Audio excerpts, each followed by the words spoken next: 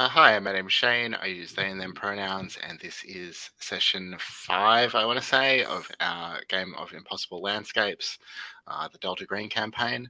This game and series was organized as part of the Open Hearth gaming calendar. Open Hearth is an online community that plays and discusses a whole lot of role playing games, especially Indian story games. You can find out more at I haven't written down the website address this week. You can find Open Hearth all over the internet, all over the social medias.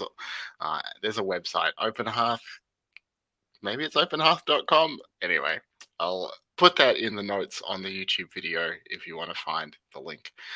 Um, I'll get the players to introduce themselves in just a second, but just a couple of things that I wanted to mention first. One is that we are using a set of safety tools, as do all Open Hearth games. So if you want to check the lines and veils or other stuff, there's the Safety and Resources tab in the Keeper. Also, I've added another tab to the Keeper called the Passage of Time. That's got sort of listed out for you the mechanical steps that we're going to take when we do the time skip. So you don't need to look at that. We'll work through all of that stuff together when it comes up, but I just wanted you to have it there if you did want to give it some thought in advance. So, oh, we've lost Tara. We've lost Brandon. And thanks, Puckett. It's openhearthgaming.com is the website that I was trying to think of a minute ago. So we'll just start intros and hopefully Brandon will jump back in momentarily. Puckett, do you want to introduce yourself and your character, please? Hey there, my name is Puckett. I use he, him pronouns. I'm currently experiencing some flashbacks due to side chat of many, many, many nights spent watching the Rocky Horror Picture Show. Yeah, let's not do the time warp again. I'm basically Dr. Scott at this point. So, anyway, I'll be playing Sarah Bradford. She uses she, her pronouns. Currently, although we have a time skip planned at some point, she is more or less an art forger who got kicked out of Harvard, even though she's a legacy because she started forging old Dutch masters, people with too many I's and J's in their names. And yeah, she got kicked out and she's now friends with fences and chemical suppliers who pretend not to know what she's using all these chemicals for, making paint that's consistent with the time, and so on and so forth. But we'll find out what the heck she's up to later tonight, and possibly even how she changes with that time skip. Awesome, thank you. Let's see, who's going to be next if Brandon's not here? Mark.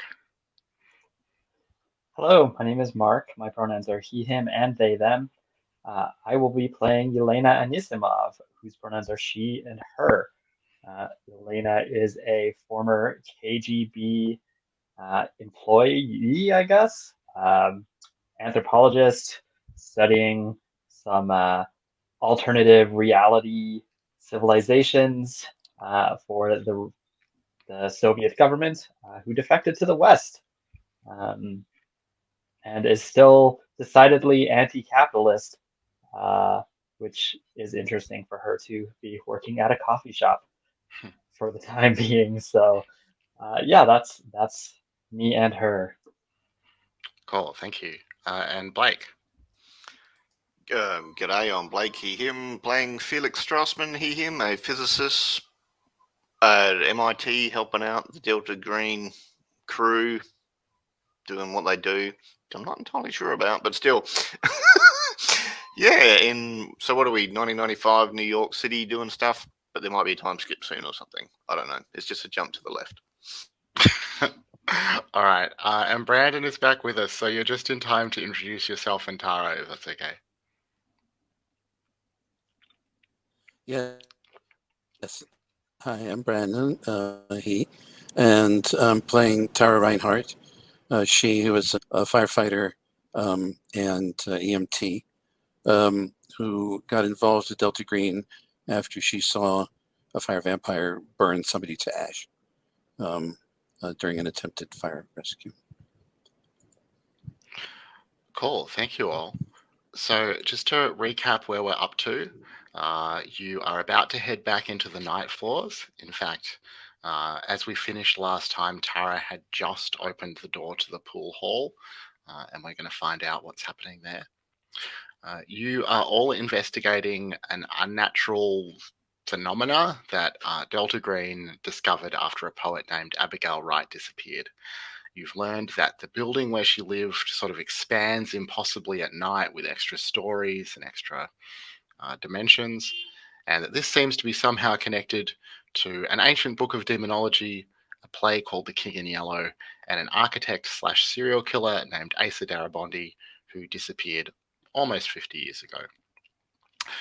Delta Green wants you to wrap this up as quickly as possible. They've been very clear about that. I think the options that you've considered so far are burn it down, summon a demon for advice, or just go home. So probably haven't really struck on the ideal solution yet, but making some solid progress.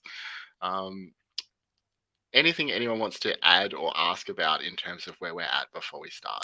I think Felix was going with Tara as a going because we didn't want her to go on her own. We were all going. Were we?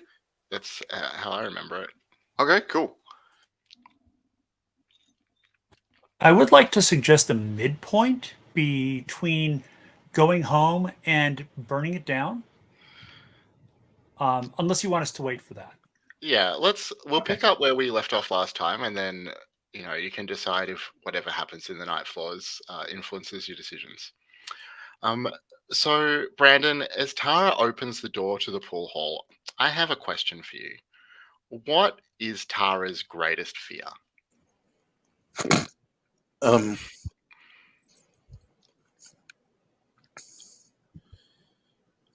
I think her greatest fear is that of failure. That, in other words, that she will fail to rescue someone or save someone because of a stupid mistake, incompetence, or something like that. Sure. So I'm curious about where that comes from. Like, was there a time that Tara did fail in a dramatic way, or was there a time that someone failed her in a way that left this lasting fear? I would say that both of those are correct. There was something where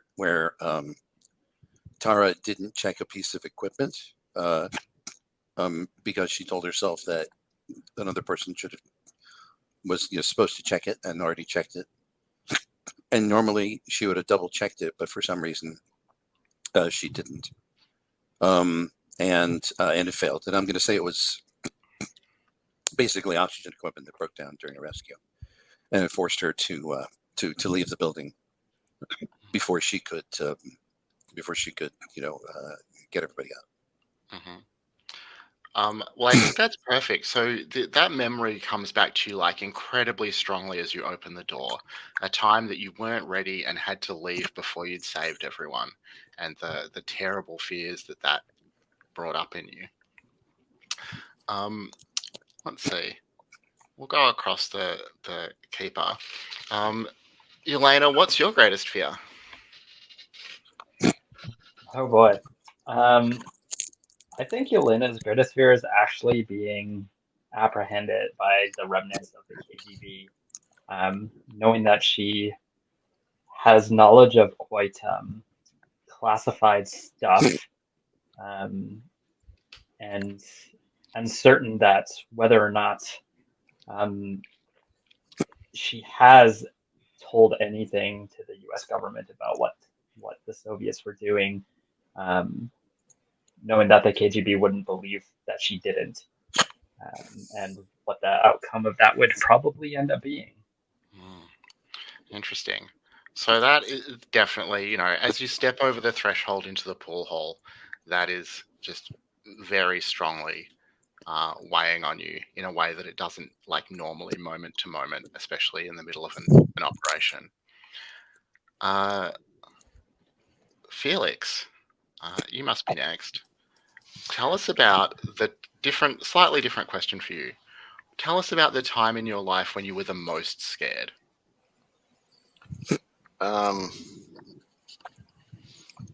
the most scared.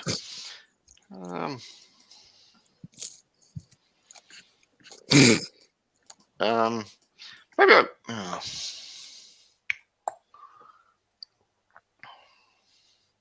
probably first day of high school, I got chased and bullied, and I hadn't been rescued by Tara at any point yet, so I didn't know I had a guardian angel or nothing. I just, everyone was bigger than me. I was a skinny, weedy kid with glasses, and I was just shit scared, and they just chased me all day, and it was just, yeah. Interesting. So you definitely, again, like that memory comes back really strongly for you as you start to step into the night floors this time. Interesting that Felix has, faced the unnatural repeatedly at this point, and still the first day of high school is the thing that scared him the most. Now, Sarah, again, slightly different question for you. Can you tell us about a time in your life when you just felt really, truly welcome and at home?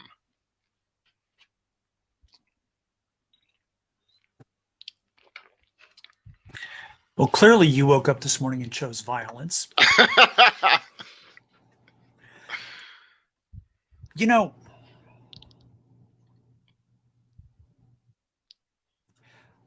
I don't really think I can. I'm not sure I've ever felt at home. My parents always pushed me and based their acceptance on whether I was living up to their standards. If I wasn't excelling at something that they considered reputable, they were always disappointed.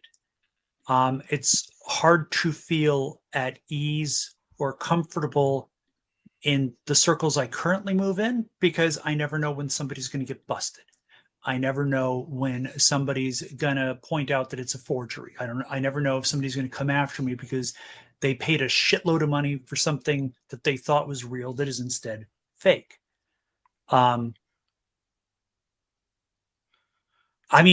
Honestly,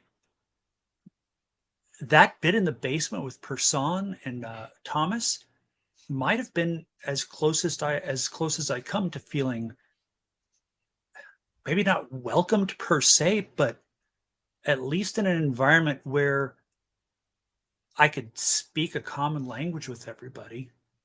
And I mean, a dude standing there with a big ass snake is okay. It's weird, but it's not the weirdest thing that's happened to me. Sure. Well, then it probably must be a pretty big surprise for Sarah then that she does feel extremely welcome and at home as she steps into the pool hall this time. That's probably more shocking and more disconcerting than anything else you could have said. All right. So that's how the four of you arrive in the pool hall in the night floors this time. The pool hall is more or less as you remember it, but there are less people around. So the other times that you've been here, there've been, just sort of random people that you didn't recognize playing pool at some of the tables. But this time that's not the case. The only people that you recognize in here are Louise and Rourke, who are over at one of the tables on the far side of the room shooting pool. Am I right in remembering Louise is the one that doesn't talk? Yes. And she's one of the apartment people. Yep. Yeah. What do you do? And I guess the other thing to say is, like last time you came in through this way, there was a very sort of intense machinery type noise, clockwork noise. This time you can hear sort of the distant, faint sound of gears turning, but it's not as immediate as it was last time. Last time we closed our eyes when we started walking up the stairs. Mm-hmm. We did this time too, but Yeah. we were going to open them the moment we got into the wall. Do we all know about the Delta Green agent that you found in the night floors? Oh yes. Yeah, definitely would have told you, because Felix feels bad that we actually rescued someone and then gone. Do we think we can actually get that guy out? We're not. Well, we just heard him crying for help, in the corridor. Wasn't in the corridor the other times we went there, so I guess if we stick our head out into the corridor, we can have a look.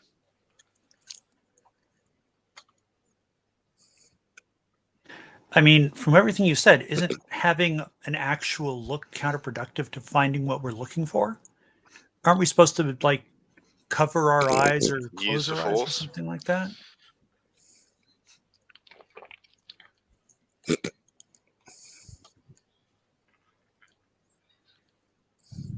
That's what you said to us, wasn't it? Well, I guess we could stick our head out in the corridor with our eyes shut and see And if then we open a random don't- door and I wonder what would happen if, like, Sorry, I'm getting a little background noise. Can I get people to mute themselves when they're not speaking, please? Thanks. Sorry, Mark, you were going to say something. yeah, I was just gonna say, I wonder what happens if one person closes their eyes and another person doesn't.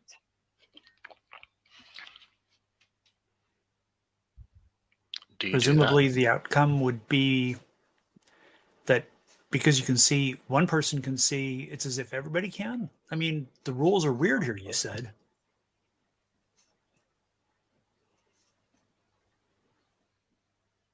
I mean, we have nothing to go on except for trial and error, and so far the only thing that's worked to get us anywhere is to close our eyes and stop wanting to get somewhere in particular.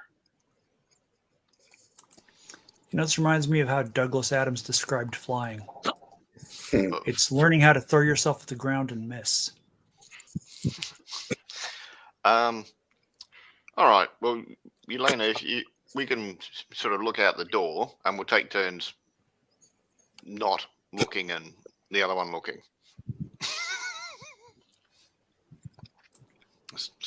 Let's do some basic trial and error experimentation here. All right. Felix?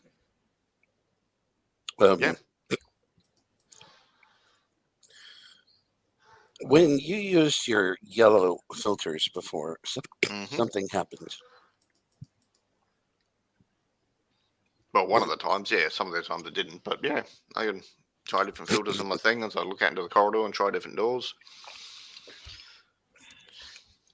I guess, and I'm going to think about that guy in the corridor. Well, there's As another I've- thing that we have, which is this book. There were a few books mentioned. Which book specifically? This play. We got a copy of that, as I recall. That's, Is that not true? I right. think it's true. I'm just Yeah, confused. it's what options are going to try here? I mean, maybe there's something in the play that provides a clue or a hint to what we actually need to do to get to where we're trying to get to. I will pull that copy of the Lesser Key of Solomon out of a back pocket and kind of say, I mean, are we still ruling out demonology? Well, we'd be. We're playing with fire. Yep. Since we don't know anything about demons. Well, I mean, maybe you don't, but Hmm. Look, it's not like I'm saying I want to do this, but you know, usually if you can give demons something useful, then well, legend has it that they may or may not help you. It's just that you have to be very, very, very explicit about what is being offered and what is being exchanged, because things get taken very literally. Like lawyers should be involved, but we don't really have one of those, do we?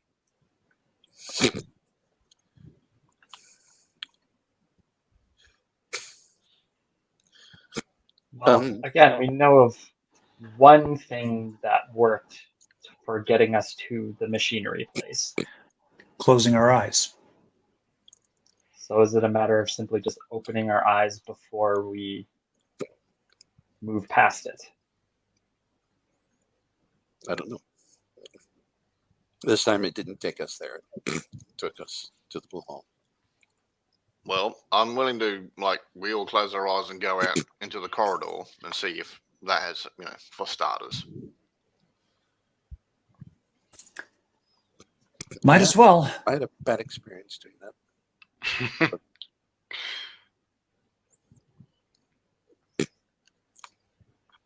Why don't you read the book? The King in Yellow, I mean.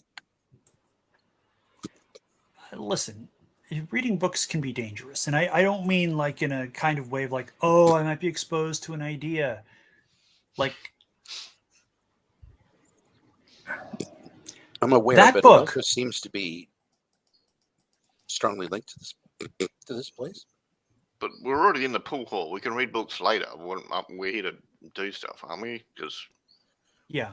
And we are, although don't necessarily consider reading a book to be not doing something. look, it's something that was connected with Darabandi and his serial killing days. So on that basis alone, I would rather deal with demons.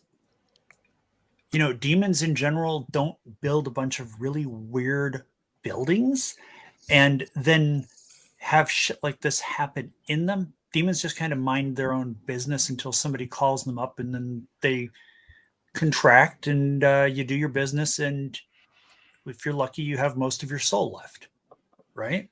So I find that preferable to reading this unknown book that showed up coincidentally after Darabandi threw away this other thing, and it just appeared for him.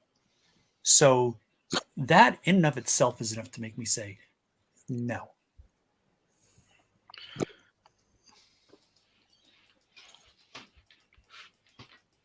I mean, I'm game for anything, but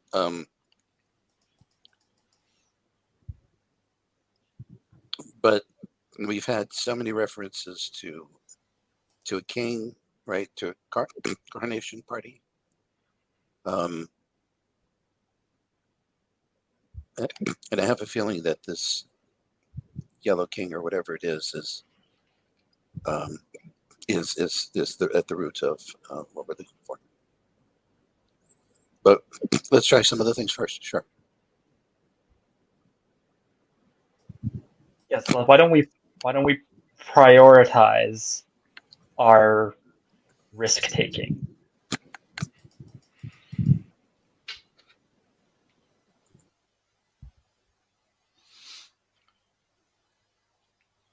all right, so we'll close our eyes and go out into the corridor. For starters, we're not just going to keep walking. We'll just walk like 5 meters and then sort of stop and listen and see if there's any change or difference. All right, should we do this in teams or what? Well, at the very least, teams of 2. All right, Felix, what do you say? You want to go see what kind of trouble we can cause? You've got your Sure. glasses, and I've got my demons. The ones in the book, not the ones that haunt me at night. Yeah, we're not dealing with the other ones today. No. That's from our counselor next week. All right. So Sarah and Felix are going to go through one of the doors leading off the pool hall with their eyes closed, not very far into the hallway before they open their eyes. Is that what I understand? Yelena and Tara, you're going to split off and go do something else? Or do you want to go with the others? What do you think? I was thinking maybe, like, if we keep the door open and watch what happens to the other 2, just in case Murderbot comes back. All right. Tara, are you happy with that? Sort of hanging back in the doorway with Yelena to watch what happens to Sarah and Felix? Yes. All right. That sounds good. So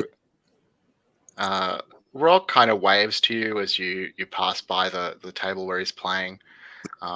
You open one of the doors.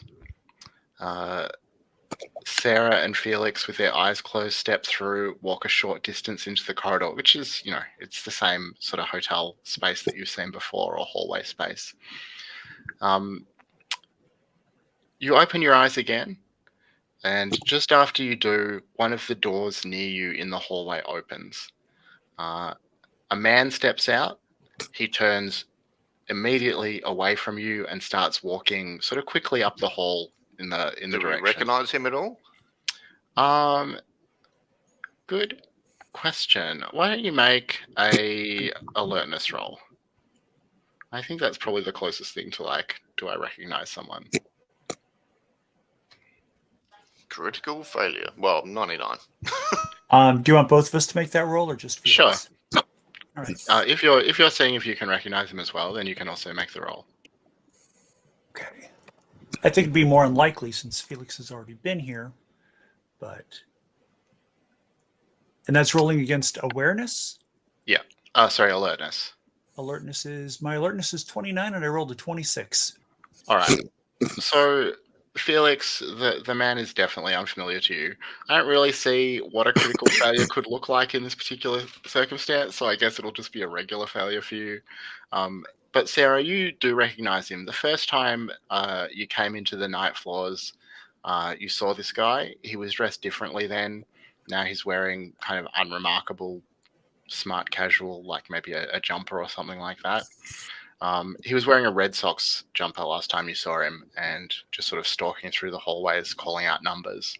And that's what he does now. He sort of looks at the doors as he passes them, turns towards one of the doors, says 208, and steps inside. 208, ain't that the Mendoza line? Buddy.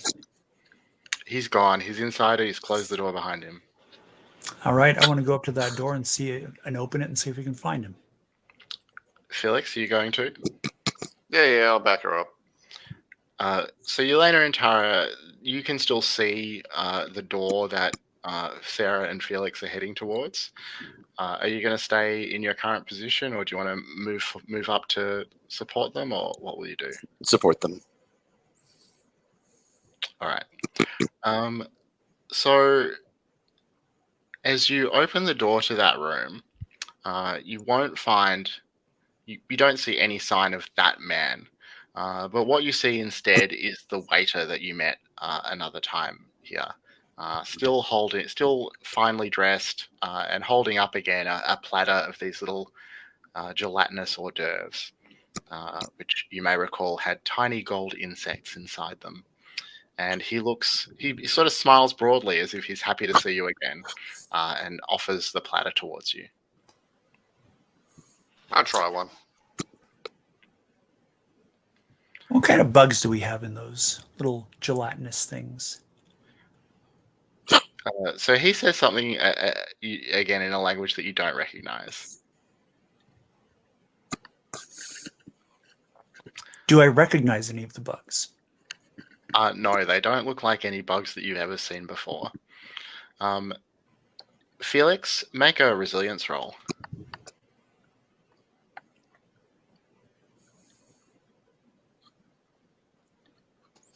Unfortunately, I made it. Oh, well, as you swallow, I mean, specifically the part of the jelly that has the insect in it, you experience a momentary vision. Okay. It is Abigail Wright. She's in a secondhand bookstore, old and crowded, and she's buying a copy of the play that you received yesterday, The King in Yellow. Right. The vision fades quite quickly, but it's clear to you that it is a vision. It happened, yeah. Well, whether it happened or not, it's not that you've just imagined it. You okay there, Felix? Seeing any colors or anything? Trails? I wave my hand in front of your face, and it's like, how many fingers am I holding up, and are they swirling? They're not swirling, but I saw Abigail getting that play in a bookshop. Motherfuck. Is that waiter Alright. still there? Oh yeah, he I'll looks grab very another one happy of that them you've eaten. jelly things I'm gonna have another one. He looks very happy that you're eating his hors d'oeuvres. Make another resilience check.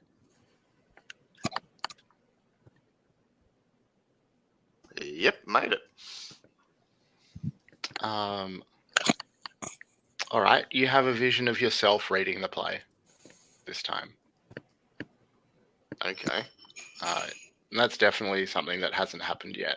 Yeah. I'll say later on when I go to read the play, I just had a vision of that. So that's cool. I guess I should now to make sure it happens.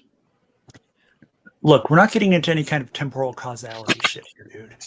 You're a physicist at MIT. Come on, you should know this. Yeah. Well, I'm not going to stuff things up. I have to read it now because I just saw myself reading it. Look, all right. Let me try this because, before you go reading that thing, I want to see if there's anything that I can see. And I will grab one of those things and say, well, pull out my flask and say, at least I've got a chaser if I need it. And just knock it back. All right, make a resilience check. That is a 9. So made in the shade. Nice. So what will your vision be? You have a vision of yourself much older.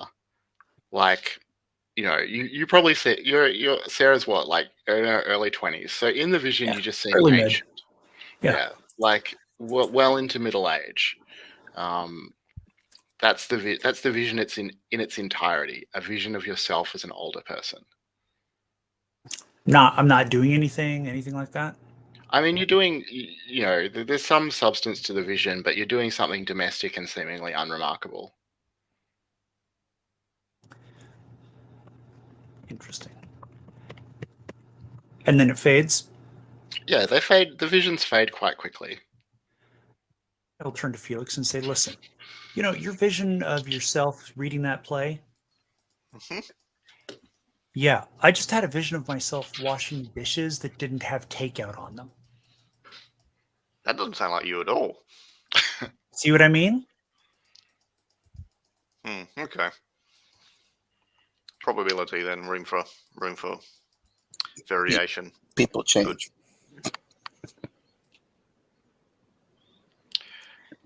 Does anyone else want to try one of the jellies?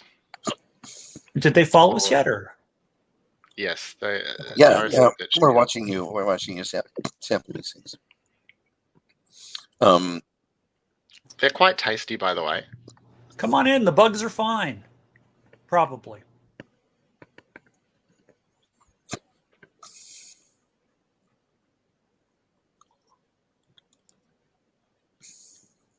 Elena. Tara, are you going to take one? Well, if you will. Okay, before I take one, if I take one, I know the waiter can't, we don't understand him, but he understands us.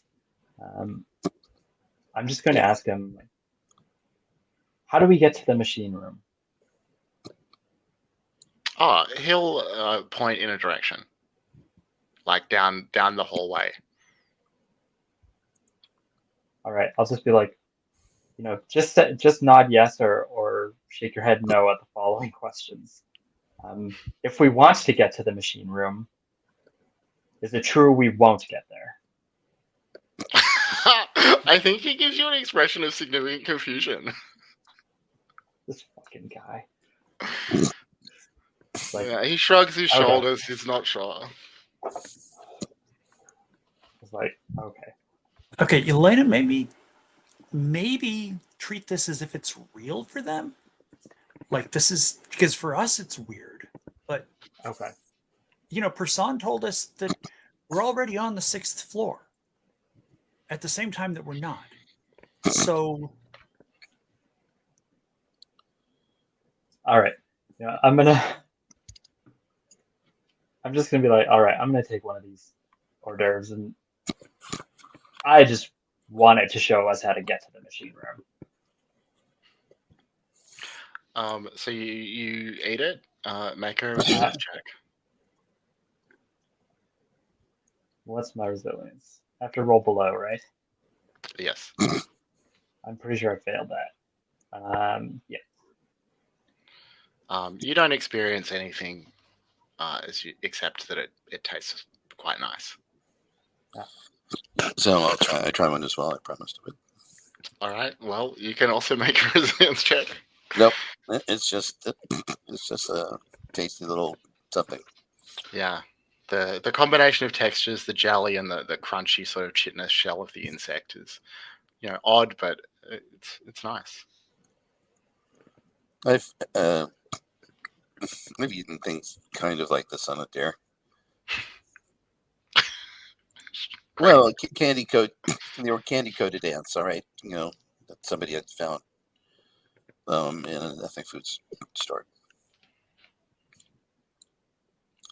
All right. Well, Felix,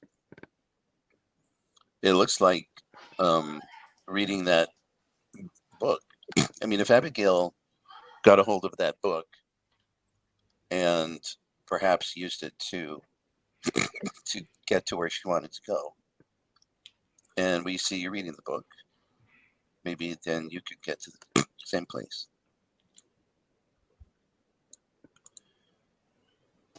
So you think we should read the book aloud as we walk down the corridor or something, or We should. Well, it's a play, right? It's meant to be read aloud. Sure. I mean, it's in a way, it's like a big spell. Maybe if I read just 4 or 8 lines as we're walking forward, and we'll just see how that goes. Sure. Okay, so is there anywhere in particular that you're trying to get to as you walk down the corridor reading from the book? Are we trying to get to the guy that was strapped to the bench, or are we going somewhere else? Well, what's our purpose here? Or are we trying to get to Abigail? I mean, if we rescue a Delta Green agent, they may know an awful lot about this place. If he truly was a Delta Green agent. I think he was.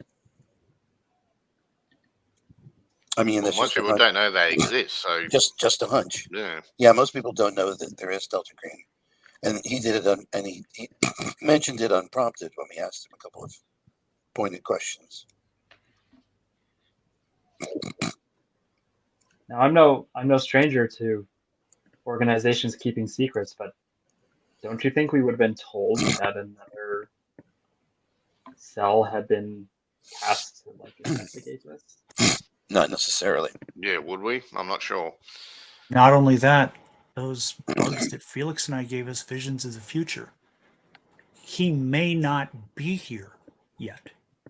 Even though we perceive him, he may not have been dispatched to this location. Yeah, he might be the rescue team for us. Well, then we'd better rescue him. I'm just saying, it's we're thinking linear, and we're having visions that are decidedly non-linear. Well, let's see if we can find him and get him out. Yeah, I'm going to read the first 8 lines, but I'll stop if machine bears through the wall or whatever. Common sense applies, but yeah. Slowly walk down the corridor reading out the play. All right, so the play opens with a poem or a song. It's the title is given as Casilda's Song. And Elena, you'll recognize the name Casilda from the TV show that you saw, the short film that you saw in Abigail's apartment. The opening lines are, "Along the shore the cloud waves break, the twin suns sink behind the lake, the shadows lengthen in Carcosa." Felix, can you make a resilience check for me? Sure. 19. Yep, made it by a lot. Well, in that case, what you find, you travel somewhere along the corridor. You don't come to the specific thing that you're looking for, but you do notice or see ahead of you down the corridor a door opens, and a set of arms in long johns reach out and place a box on the hallway carpet. And you hear this sort of smattering of distant applause, also some booing, maybe. Last time something like this happened, you were sort of too far away to tell, but this time you're a bit closer, and you can see that the arms belong to a black man. And after Can I sprint over and yeet the door? you can sprint over. The door's going to close just before you get to it. No. And then, do you still want to throw it open? No. It's going to be something different. I know how this frigging game works now. What's in the box? And is it Gwyneth Paltrow's head? Has it got what? Sorry? Gwyneth Paltrow's head. It's a Seven reference anyway. Seven did come out in 1995, so it's timely. There's three things, or basically three things in the box. There is an ancient-looking Latin book called the Hygromantea. There is a silver robe made of plastic, and there are about a dozen glass vials that are filled with some sort of copper-coloured beans or seed pods.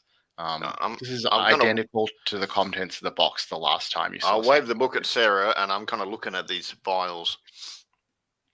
The other thing you notice is that the box itself, it's kind of a reasonably well-made wooden box, and it's stamped with a label De Craig Corp. De Craig Corp Limited, Kemper and Whitehorse Street, Chicago, Illinois.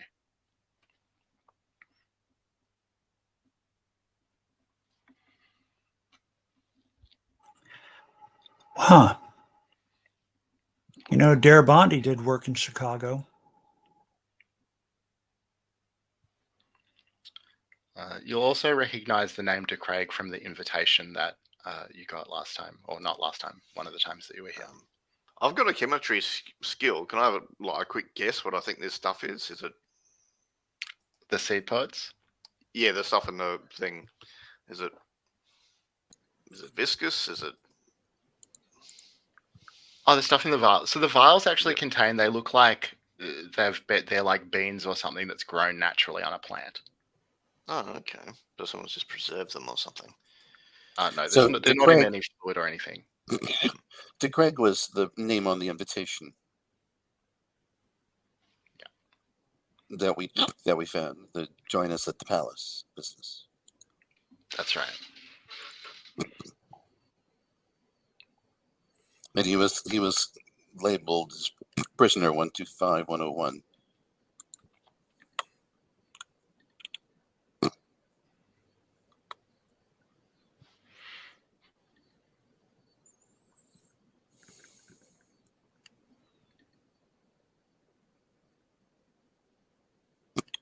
Sarah, do you want to look at this book? It's in. I don't read this. I don't know. Maybe Latin, is it? Greek or something?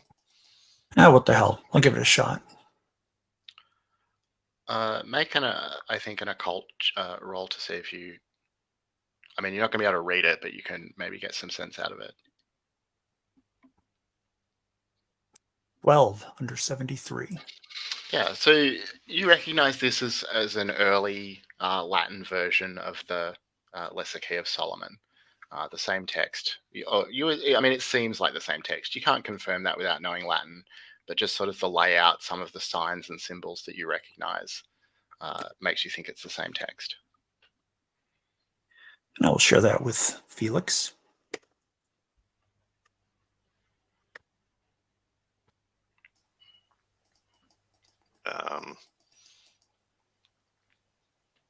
Just another thing pointing us toward demonology. Just saying. Should I try the book again? Should we try something else? Elena? Let's go further with the book. You want to try the next 4 lines? Next 8. What the hell? Bring it on. Next 8. All right. Well, make another resilience check for me.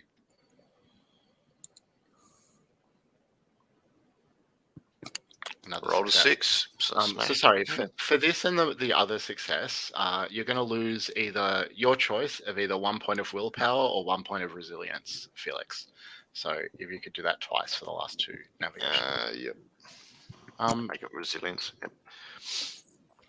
So you travel a ways further in the sort of direction that the waiter had indicated. You still haven't come to the machinery that you are looking for, but what you notice is that, well, actually, I think something falls from the play as you're reading from the text. So you read the words, "Strange is the night where black stars rise, and strange moons circle through the skies, but stranger still is lost Carcosa. Songs that the Hyades shall sing, where flap the tatters of the king, must die unheard in dim Carcosa." And then, yeah, you see some sort of paper or something fall from the play as you're handling it and fall to the floor at your feet.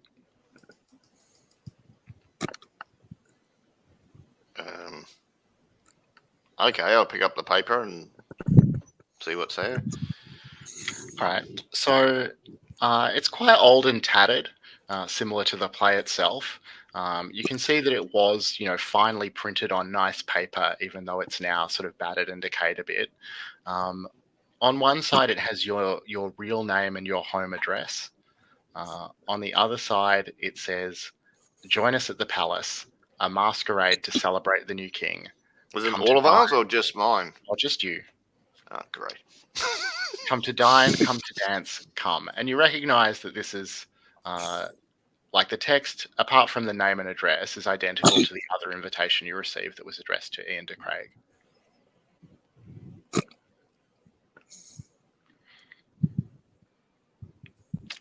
What do you do?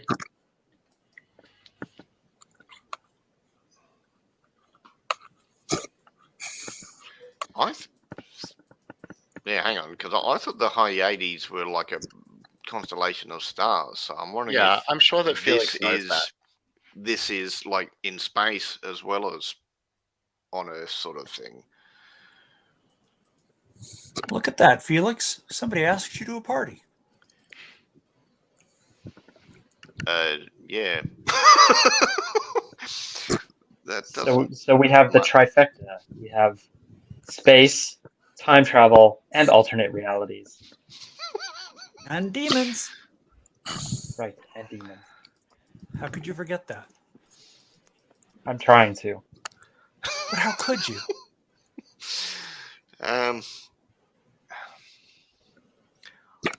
Yeah, I'm a bit stuck for ideas. Do we just wait and go to this party? What if we need... This is a masquerade. What if we need 4 invitations and we're supposed to wear these tacky robes? Felix, you are aware that there's one more verse in this opening section of the play that you could try reading. Not recommending that as a course of action. I'm just saying, like, it will. No. You will see that. Well, didn't you say there was a robe or something in the box as well? Just like a cheap plastic robe, silver coloured. Sweet. Put that on and read the last bit. All right. It says, "Song of my soul, my voice is dead. Die thou unsung as tears unshed shall dry and die in lost Carcosa." Make a resilience check for me, Felix. Yep, just made it. All right, you're going to lose one more point of either willpower or resilience, your choice. Resilience. So you come to like a wall, a dead end. There's no way that you can progress past this point except to go back. But you see that in the wall in front of you is a large crack that runs from floor to ceiling. And you have just the clear sense and knowledge that if you are able to open it up or pass through it in some way, you'll find out what it is that you need to know. Felix, stop. What? This exact thing is what injured Tara and Sarah earlier. Yeah, something fell on us. It's not. feels Okay. like pieces of the wall collapsed upon us. Okay. Found a cool. crack in the wall. We tried to get through, and it collapsed. All right, I'll step back. Somebody give me a pry bar. Yeah, I have a pry bar. And I'm going to go to work at the crack on the crack in the wall. All right. So before you do that, if you could have the answer to any one question, what would the question be?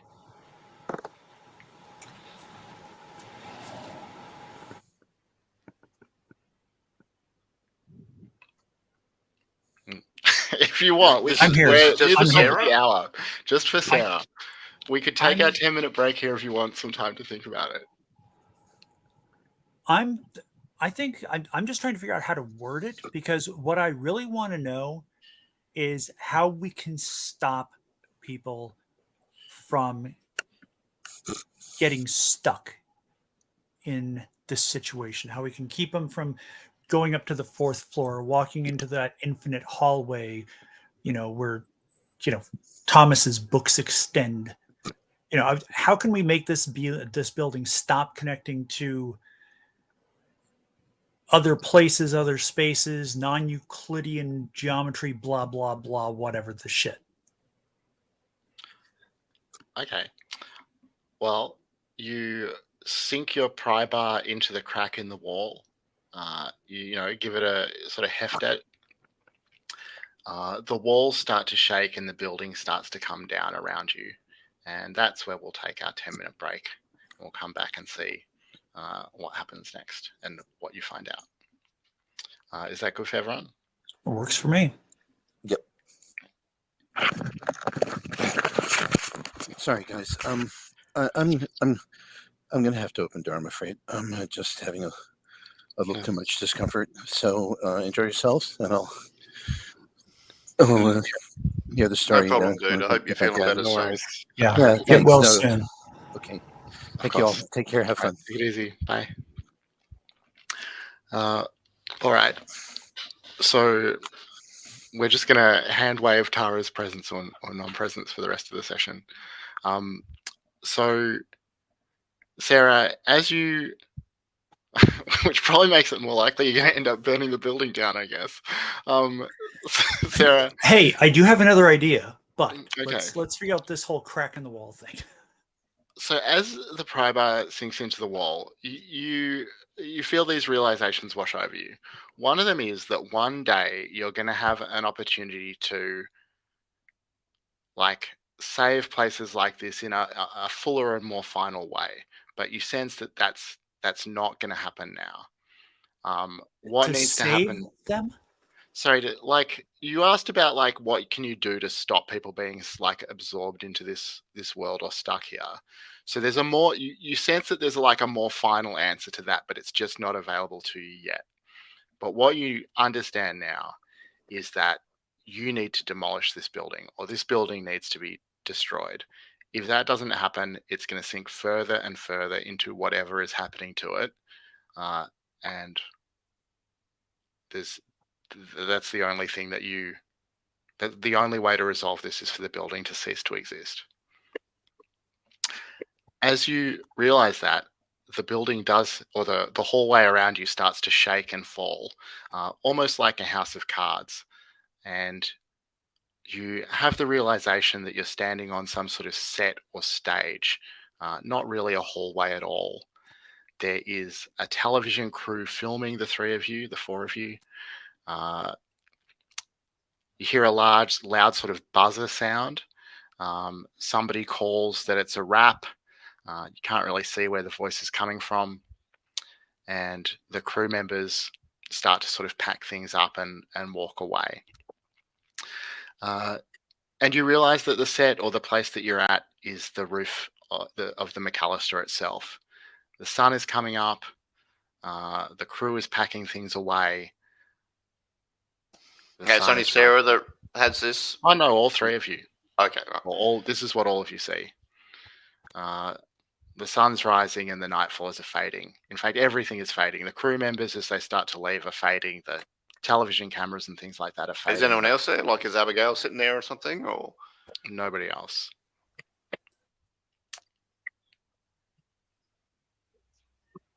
Have I got my camera with me? If you carry your camera, then you have it. Yeah, I think I would. So yeah, I'm going to take a bunch of photos because we may not be here again. Yeah, I mean, I think that the way things are fading, you'll have to see what happens when you. Oh, is it a Polaroid? Yeah, probably would be. All right. So by the time Yeah, any I'll of the just keep photos snap, develop, chuck them in my pocket. yeah. All right. So you'll see later what exactly is caught on them. Elena and Sarah, is there anything that you want to do? We've seen some weird shit so far, but are we sure there wasn't any LSD slipped into those hors d'oeuvres? Listen, and I'll hold up my hand and wave it in front of your face and say, "Are you seeing any trails?" Do you just see my No. hand waving, or do you see like fingers lingering, like leaving trails of color behind them, or seeming shimmery or ethereal, or anything like that? So I think Elena at this point is feeling pretty agitated, so she'll like kind of like not hard, but also not particularly gently, like slap away Sarah's hands in front of her face and be like, "No, I'm not seeing any trails." Then you probably weren't dosed. Also, with your background, and I'm being diplomatic about it here. I'm not trying to bust you out or anything. It's like I would think that you would have been exposed to some psychedelics or some hallucinogens just Yeah, so I've you had them know plenty what of they times. look. It's not like this. And I look at Felix and just like with my mouth and my jaw drops, and I'm just like, wait, what? Yeah, plenty of the students have, get me some LSD sometimes. That's good. So as you're having this conversation, all of you hear your mobile phones start to like beep and buzz and ring. I can look at them as I answer. So it's Yeah. it's not that there's a call coming in. It's reacting like the signal's just reconnected, and there's a whole pile of missed calls, messages, texts, things like that. What does the date say on the display? Yeah, so you quickly realize that it's been a week since you entered the pool hall most recently. Shit. What Um, the fuck? There are all of you have messages from your misses and missed calls from your bonds, like wanting to know where you are. There's a whole series of voicemails that you recognize as Delta Green messages, which start with sort of fairly mundane, like check-in messages, and progress to like, urgent last call regarding your opera tickets. Please reply urgently, etc. So I'll reply to one of the Delta Green urgent ones and say, was at opera. We'll update shortly. Okay. And I just look around and it's like, so when I took the pry bar to that wall, I got a real clear sense of what we need to do to fix this. This building needs to not be here. There's a lot of ways that can happen. I mean, Delta Green might eminent domain it or something like that. We could have it condemned and boarded up, and then like ultimately a bad chemical or something, and everyone has to leave. radon. Radon's good for anything, but the only way. It was like I had a vision when I had that pry bar in the wall before the walls came up and we heard rap and we saw the film crews and everything. Building's got to go. Doesn't have to be burned down. It can be done legitimately through city stuff or through Delta Green or governmental stuff, but it's got to go. So we can put that in our report and let Delta Green deal to say, this building must be removed. It is part of the problem. If it's not part of the problem, it could actually be the entire problem. Yeah, so we can put that in our report. We don't necessarily have to do it ourselves. As we've been looking into this, Sarah, I am more and more on board with the burning down idea. However, nothing that we've experienced in this building has been truthful or accurate, how do you know that that's not just part of whatever thing is going on here to make it worse? Because part of the vision was telling me that that's just a temporary stopgap, and that I told you about the vision I had from eating the bug, right? Like I'm doing something domestic in the future. Yes. The vision said at some point in the future we'll have more information and we can come back and we can seal this off for good. But we don't have the information. I don't know if it's that we don't have the information, that the information does not yet exist, that we don't currently understand it. I mean, it could be some weird form of physics. Like, think about how much stuff we've seen in here gets quantum, for lack of a better way to put it. You know? It just gets fucking weird, like it's a theoretical physics thought experiment or some shit. So I can tell you point blank, it's not going to stop in the future. This is the equivalent of putting a Band-Aid on a sucking chest wound. But we either put that Band-Aid on or accept that this sucking chest wound is going to continue to suck. Yeah. We do some sort of chemical spill or get DG to, and then, get some Fuck, people out of there. Yeah. I mean, I'd suggest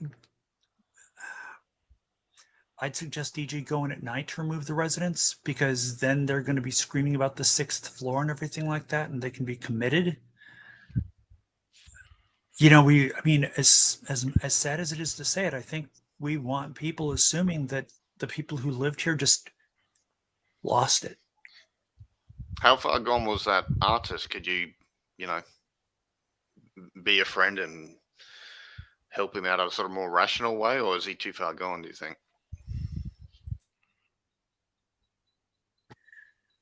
Felix, I think if you want to stop the bleeding, well, you know what they say about when they operate to remove cancer, you got to cut out some good tissue with the bad just to make sure you got it all.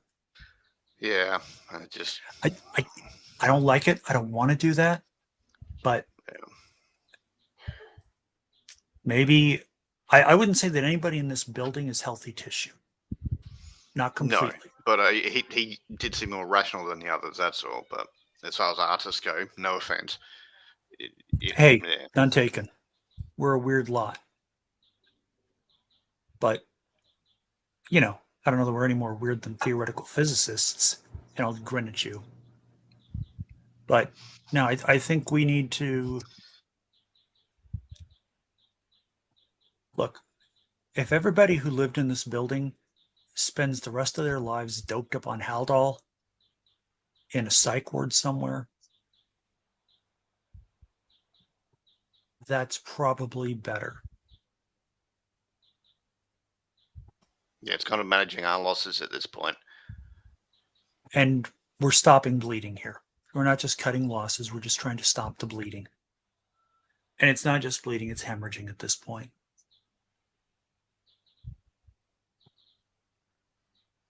Yelena, are you okay with this? It seems like the only option we have right now. Right now, yeah.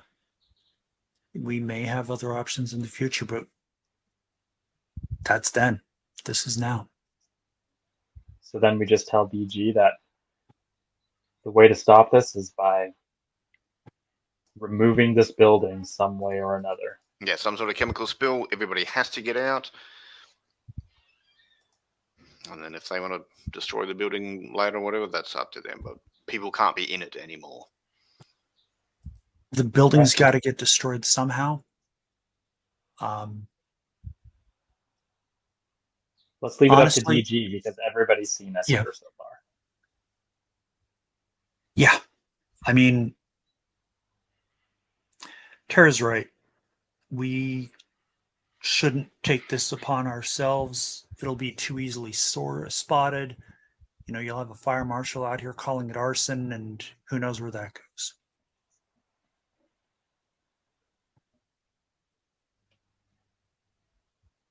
So, who wants to call our handler and I'll do it. Share the good news. All right, Felix, glad you volunteered. Seems to like she seems to like you better than the rest of us anyway. She sure I shit thought doesn't that like was me. her just slinging off at you guys, to be honest. I will So sit down on the roof and light a cigarette. So I think there'll Not be like really an sure. established protocol if you need to call for a meeting, which is to, Yep. just specify a time to meet back in Washington Square Park. All of you are going to take some exhaustion for not sleeping last night.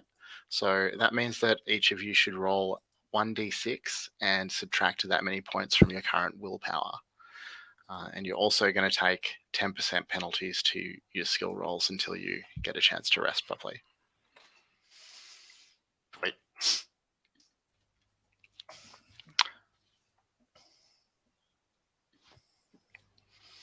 So when do you want to ask to meet? Well, as soon as possible, because they've been trying to contact us for a week, apparently. Let's get it done. Yeah, okay. So an early morning meeting in Washington Square Park. Isn't it early morning right now? Yeah. Shit. Yeah, we So- better get walking. Yeah. Do you want to play out any more scenes before you meet with the handler, or shall we just skip to there? We can just skip to that, I think. All I would do is stop and get coffee and, pour some brown liquid into it and offer it to Yelena. And Oh. Felix at this point, since he's with us. I'll happily partake. Yeah, I'm good for coffee. I do want to talk to Yelena, though.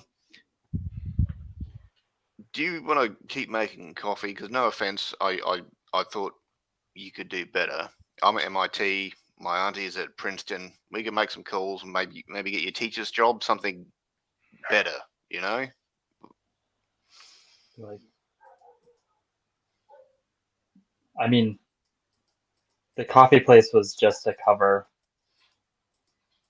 anyway, so I'm guessing the CIA will have to approve it, but anything is better than that.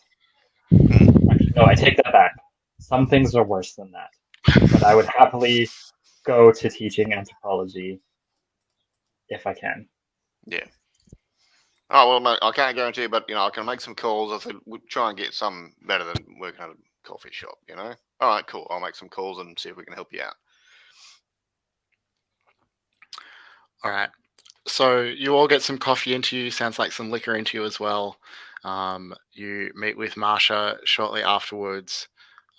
She's always chain smoking, but if anything, she's somehow chain smoking more this time as you see her. Yeah, you got 6 cigarettes. Looks even more anxious and stressed than normal, and she says, you look okay. What has happened? Felix, you want to try to explain the time thing? Yeah, we went to the place that connects to lots of other places and times. We made it out, but when we got out, a week had gone. It only felt like a night to us. Anyway, yeah, that building needs to go. The people need to get out of it. Make it a chemical spill, whatever. Just people can't be in that building. That building is a big part of the problem, if not the entire problem. And the people in there may be, God, I hate to put it like this, but they may be carriers, contagious. They shouldn't be around people who haven't been exposed to that building. She And I takes her- guarantee they will be resistant. Yeah, it's almost like some of them are addicted to the external properties of the building. Are you telling me that they need to be isolated or that they need to be gone? Oh, psychiatric help would be preferable because they're not bad people. They've just been badly tainted. But Well, most of them are at this point. I mean, They're sick. which is more cruel though? Like holding them against their will and treating them against their will, or just, I mean, Masha, I know what you're asking. And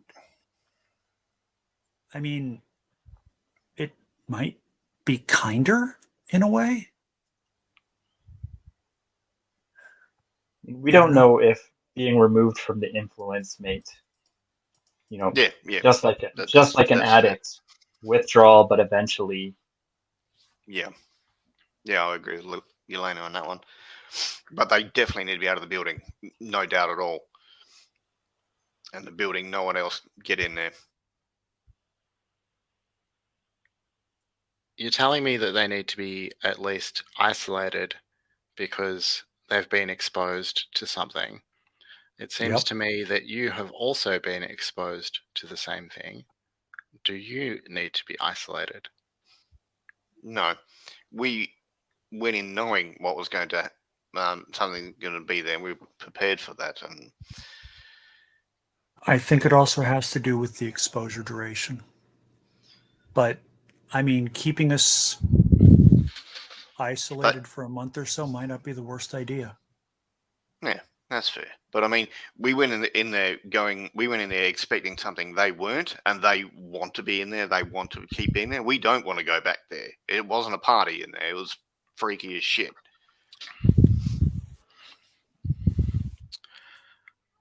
We do have some, facilities where we care for agents who require extra support after an operation. If you think it would be useful, I could arrange for you to stay there temporarily. Hell, make even sure a that holiday in the there's- Bahamas will do. Just a change of scene to not be in that building. Just to. I mean, for you, not for the residents. Yeah, that's what I'm talking about. That's what I'm talking about. Just not being. Well, in that I'm not building sending is you to good. the Bahamas if that's what you're thinking. Damn it. you should also know that Blake and Tara encountered somebody in there claiming to be a Delta Green agent. Did he say his name or he didn't? He just said, Yeah, "I'm you with got you." his name. You got both his name and his code name. Okay, cool. which Well, was we'll tell him Michael that Whitwer because. and Faker. All right, I'll. Michael. No. I was thinking it was Michael. I'm scrolling back. No. notes. Michael's the Which guy one? with the extendable room. They're actually both Michaels. That's Michael Van Fitz. Yeah, Okay, you're thinking of Michael Whitwer, so that was Yep. his name. Yep. So she takes that in. She says, "I'm not aware of any agent of that name or any other Delta Green operations in this area, but I'll run up to ACEL and see." Yeah. Just after we rescued him, he disappeared. So as I said, freaky shit. And Masha, this is going to sound really crazy, and I probably shouldn't say this, but given what we saw of time and how it works in there, he may not be a Delta Green agent yet. He might be a Delta Green agent from some point in the future. All right. I think it would be a good idea for us to arrange for all of you to see some inpatient treatment just to make sure that there's no lingering contamination. I'm not going to have any of my agents confined involuntarily unless you demonstrate that you're dangerous. But if it's all right, I'll give you an address and I'll ask you all to check yourselves in. Sure. Yeah, Just fine. please tell me it's outside New York City. Yeah, it's not in New York. Don't worry about that. And you can see me audibly relax or visibly relax. Are you going to arrange the demolition of the building, or am I going to do that? It would probably be cleaner if you did it through eminent domain, the city, something along those lines. Chemical Anything spill, we do- perhaps. Yeah. Anything we do is going to be investigated. All right. Should I say Tara's resting and just say, yeah, she, how she feels about fires. Let's not make it a fire, please. But yeah, chemical spill or something. Yeah. All right. It'll be done. And I think maybe that's where we wrap up this part of the campaign, unless does anyone have anything they want to do before we jump ahead 20 years? Do you want to make a luck roll or something to see how I go getting Yelena a teacher's job, or do you want her to roll? Well, I think we'll just because we are going to find out what happens to all of you in your careers after this. Yep, so Okay. it'll probably just work out that way. Okay. All right. So, we're going to run through the steps in the passage of time. So if you want to navigate your way to that tab. So just to sort of talk through what the steps are going to be, all of you are going to choose one of those damaged veteran options, which reflects sort of bad and good experiences that you've had over the next 20 years. If you want, you can choose two of them because they do all involve benefits as well as drawbacks. You're going to choose 3 downtime activities from that list at number 2. These are just going to reflect sort of important stuff that's happened in your life over the next 20 years. You can choose the same one 3 times if you want. You can choose them multiple times. And for whichever ones you choose, we'll sort of talk it through and get you to narrate a little vignette or something about what happens. Each of you are going to lose one of your bonds, and we're going to get you to talk through like what happened. Did that person die? Did the relationship break down? Like what happened? You can't just say we grew apart or something like that. Like it's bad in some way, just to fit the tone of the game. We're going to get you to just generally like tell us about how your characters changed. Like what are they doing for work now? Have they established a family? Do they still live in Boston? One thing that's kind of key for me is like, are they still active with Delta Green? So in the new part of the campaign, you are going to get called up for a new Delta Green job, and you are going to take it. But it's up to you whether that's just like, yeah, I'm still an active Delta Green agent, or whether it's like, oh well, I haven't heard from them in 10 years, kind of thing. And if you want, you don't have to do this. You can move around the points between stats and skills. So 1 for 1, stat for stat, or skill for skill. If you want to say like, oh, my constitution's not what it used to be, but I'm better at people skills, you can adjust things to reflect those sorts of changes. Quick question. Yeah.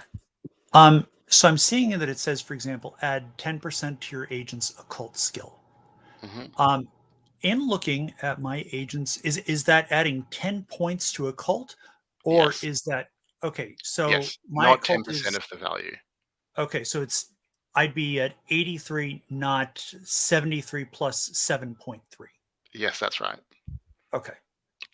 I believe that's the correct answer in the rules as written, but it also just seems like way too fiddly to do it the other way, if that is the intention. All right, so I think we might go step by step across the keeper one at a time. So if that sounds good for everyone. So Sarah, which damaged veteran option do you take? I think I'm taking hard experience. All right.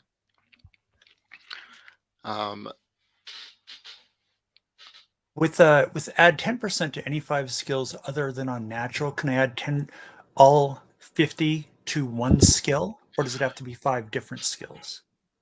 I don't know. I mean, it says 5. It says to me, it seems like it's meant to be 5 different skills. Okay.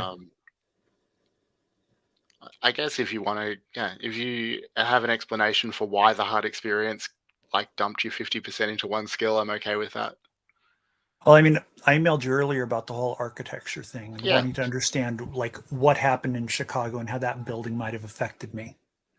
Yeah, I mean, I guess I would like for you to unpack it a bit if you want to do that, just because, these are damaged veteran options. They reflect, not sort of normal growth and progress, but something bad that's happened to you or something that's, changed or damaged you in some way. So True. do you see that like 50% in architecture doesn't necessarily seem like the sort of hard experience that it's talking about? But do you I mean, I would be like, I talked to, like I said in email, maybe it's that Sarah went back to school, got a master's degree or a doctorate in architecture because by studying Darabandi's buildings, which are themselves occult in nature, and like being obsessed for a few years with buildings designed by a serial killer. one of which Yeah. she grew up in. Yeah, I buy that. Postgraduate study, I mean, it's also just by the way it works mechanically removing one of your bonds. So, you lost contact with someone because of, the intensity of the study. So I think that works. Okay. So which bond will you lose? Give me 2 seconds here, and I will tell you. Who do I have bonds with? Oh God.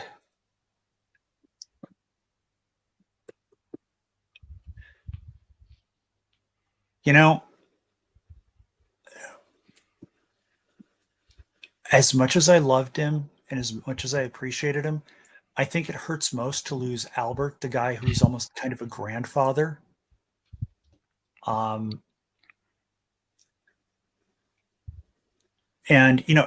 he was old. He probably knew what I was doing with the chemicals that he sold me. Mm-hmm. I think he died of natural causes, and we had grown apart due to the intensity of my studies, and I wasn't doing a whole lot of painting and things like that, so I wasn't going by a lot. Our relationship suffered as a result, and it was probably maybe not like a really drawn out illness that took years to kill him, but like something like cancer where it took like 6 or 8 months, and I didn't know until I heard about it after the funeral. Does that seem sufficiently bad? Yeah. Thank you. You're also going to lose another bond later on in this process, so it's been a tough time for Sarah, I guess. All right. So let's see. Yelena, which damage veteran option do you think you take? I think I am going to take things we were not meant to know. I think, in spite of how disturbing the whole experience was, being sort of interacting with a place like the Night Floors and the people that seem to reside there has kind of re-sparked Yelena's interest in studying otherworldly cultures and civilizations. And since probably over time, as the threat of being potentially reapprehended by the KGB has decreased,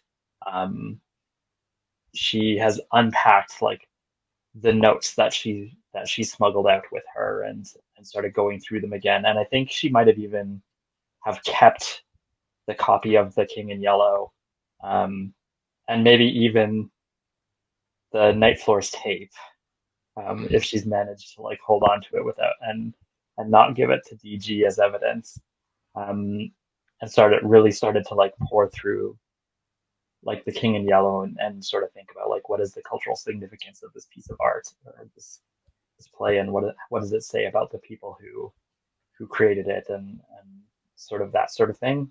But obviously it's messed up, so yeah, that's awesome. All right, so if you want to work through, like, do the mechanical changes that brings you, and yeah, Felix, absolutely. what damage veteran option do you want to take? I thought maybe imprisonment, because I thought I already had an idea that over time he was going to wear like a purple velvet suit more and more as he went for walks in parks, and it wasn't really a conscious decision. It's just something he sort of started as a habit that became more and more common. But one of the times in the park, he heard someone talking about Carcosa, and he thought, "What the hell was that?" And it's like fighting through people to get to them, and this person was getting away as if they were taunting him or something, and he wasn't sort of sure it was a dream or not. But obviously, it wasn't. It was real, because a bunch of people charged him with assault when he went to prison for 6 months. Was he? Sorry, was he? Did he go to jail, or was he put in some sort of psychiatric institution? He wouldn't talk about the Carcosa thing. He wouldn't talk about it, so he probably went to jail. Oh. Well, I don't think you can get a nice job at MIT after you come out from a prison sentence. I Well, also yeah. think that you're like underselling it, because I also think that the nice physicist on their first assault charge probably doesn't go to prison. So I think this must have been a pattern, a series of events in Felix's life. Yeah. Okay. Yeah, don't maybe know I got banned from a park and then I went back there and Yeah. got in another fight with a Alright. police officer. And Cool. So yeah, just make those mechanical changes. So everyone's chosen one. If you want, you can choose a second damage veteran option. Does anyone want to choose a second? I've damaged myself enough, thanks. Dear.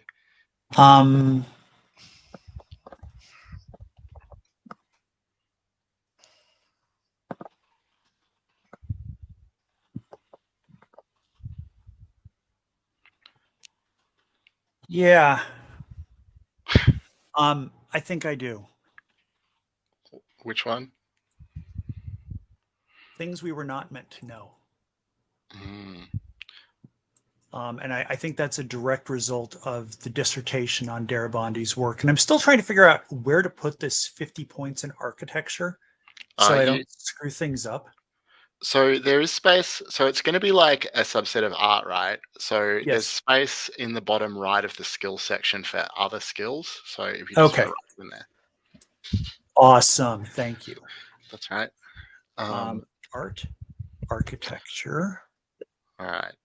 So 50. I'm going to have to check what I don't think you can, I mean, you can't have a skill over 100%. I think there might be a maximum that a skill can go to. 90. So I'm gonna have to, it is 90? Okay. That's what it so said when I was looking at it. All right, cool. So occult is going to go to that, I guess.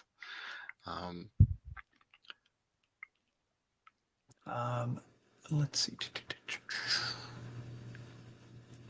Okay, so under hard experience, this can bring no skill to higher than 90.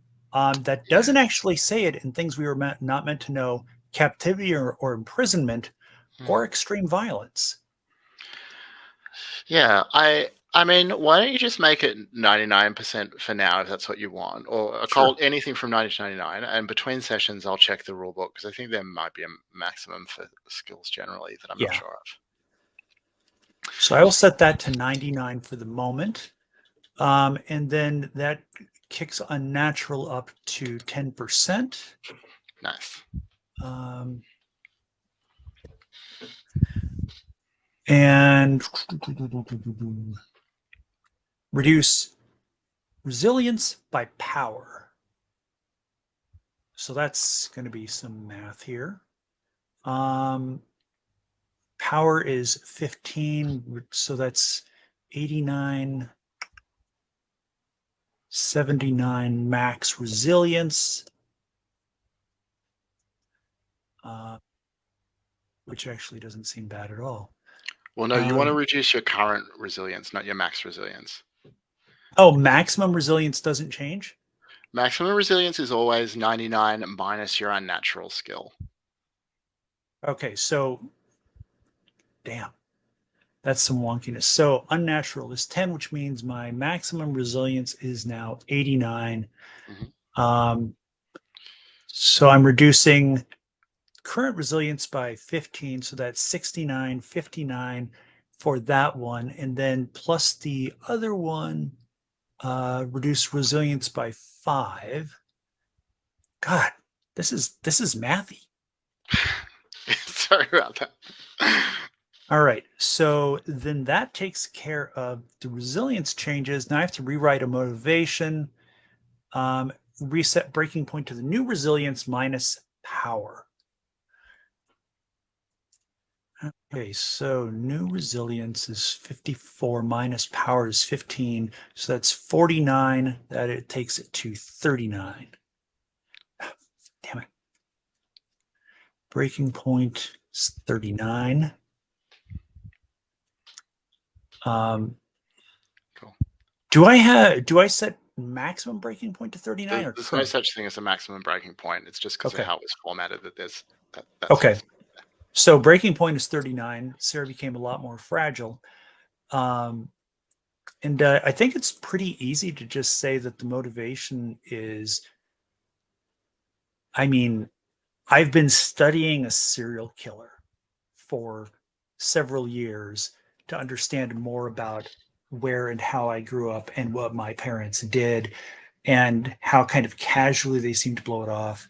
I think my parents were actually, I think they knew about the building's history and moved there just to see what it would do to a young child and how it would affect them as an experiment. I mean, I don't want to say they're cultists, but they're cultists. I mean, let's phrase it something like you suspect your parents are cultists so that there's like room for investigation and doubt. Does that work? Yeah. And the other motivations need to be, well, get Delta Green to stop calling me. I think I just like did nothing with Delta Green for quite some time. All right. We'll talk about that some more in a bit. Sure. Yelena, do you want to take a second damage veteran option? I think I'm good with the one that I have. All right. So what's the first, Yelena, of your 3 downtime activities? Right. I think it only makes sense to choose study the unnatural, considering Right. what I took for the damaged veteran. So I have to choose a bond which loses 1d4 points. It doesn't say how much it raises your unnatural skill by, does it? Let me. I'm Sorry, going to that's. assume it's 10. I think that's not right because I think I noticed this. No. I'm just going to double check in the agent's handbook. Sorry. Sure. Bear with me. No problem. I will roll my d4 though. Cool. So 1d4, 1. I'm going to choose my therapist as losing a bond point.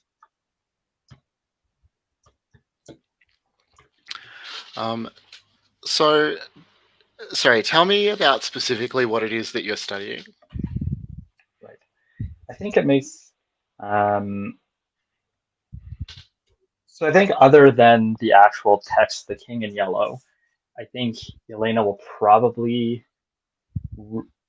So if we're thinking like 20 years ahead of time, the tension with Russia is not as still there, but like not as much anymore. Somewhere in that time, I think Yelena had reached out to maybe friends or contacts that she used to have, and sort of managed to find someone who's friendly to find a way to get her some info on like the Project Carcosa that was initiated, sort of the whole Soviet research into other realms and whatnot. And maybe she's like delving much deeper into like about this place and its people, and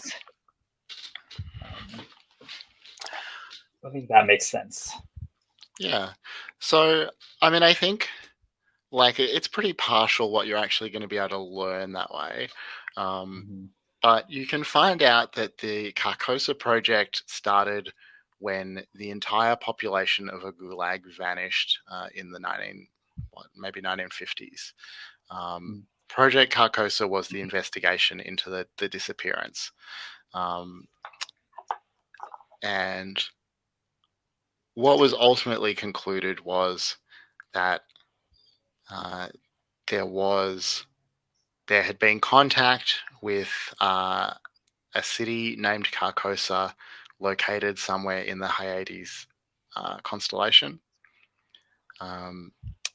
And yeah, the project sought to recreate that result to make contact with whatever lived in Carcosa or to find other ways to harness either that connection or possibly other connections to other places and other planes.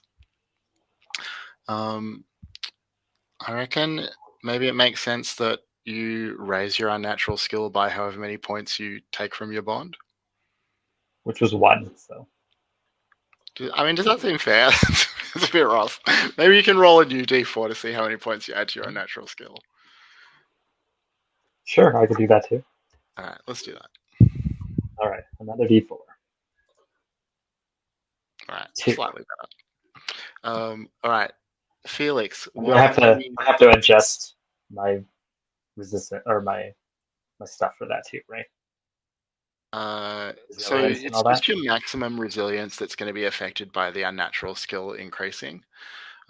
So I think unless you're still very close to your, well, I don't think you will be. Let's see. So yeah, your maximum resilience is going to be like what, 88? 88, yeah. So yeah, your current resilience is nowhere near that. So unless you do really well with some rolls to go to therapy during the downtime, you're not going to need to worry about that. Felix, what downtime activity will you choose? Probably fulfill responsibilities because his father's a retired veteran and his health will probably be getting worse. So he'll spend some of those 20 years looking after him, hopefully. So roll res plus 20 test. Okay, so that means you, just to be clear, that means you are trying to roll under your resilience plus 20%. Yep, so 71. All right. Of course, I rolled above it. Sweet. So these activities are pretty like forgiving, just because we're covering like big swathes of time. Yep, So yep. failure's still going to add 1 to the bond. Okay. So not a whole lot, but could be worse. Yep.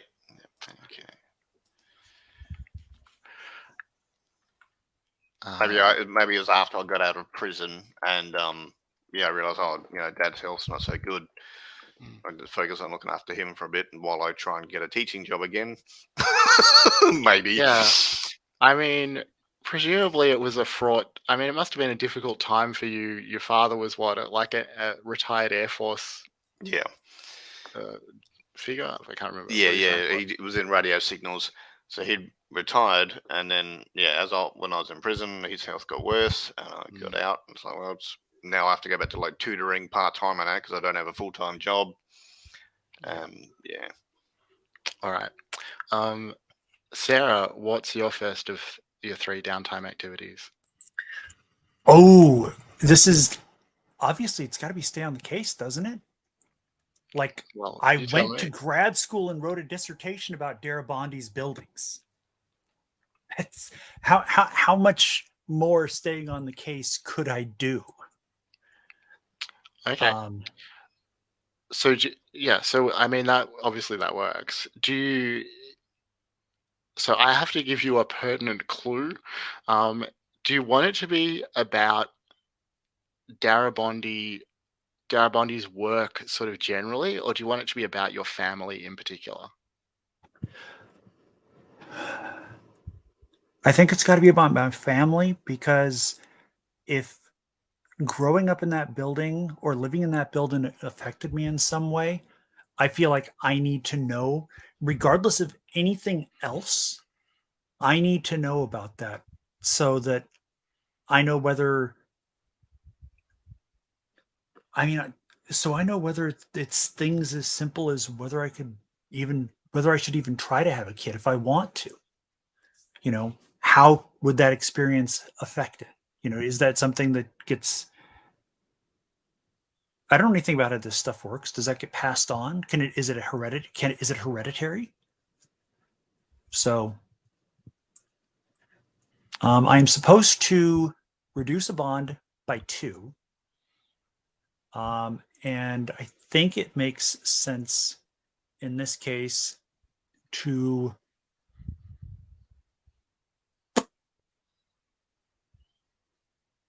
I'm just gonna drop my relationship with Merrick.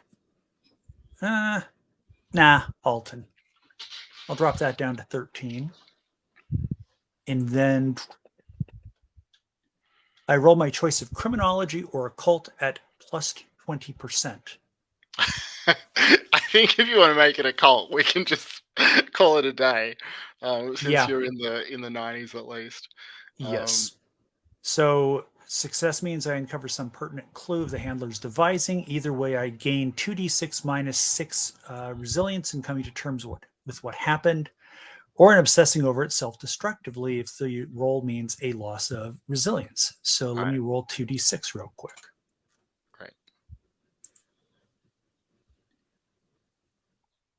I'm obsessing over it destructively because that's Snake Eyes.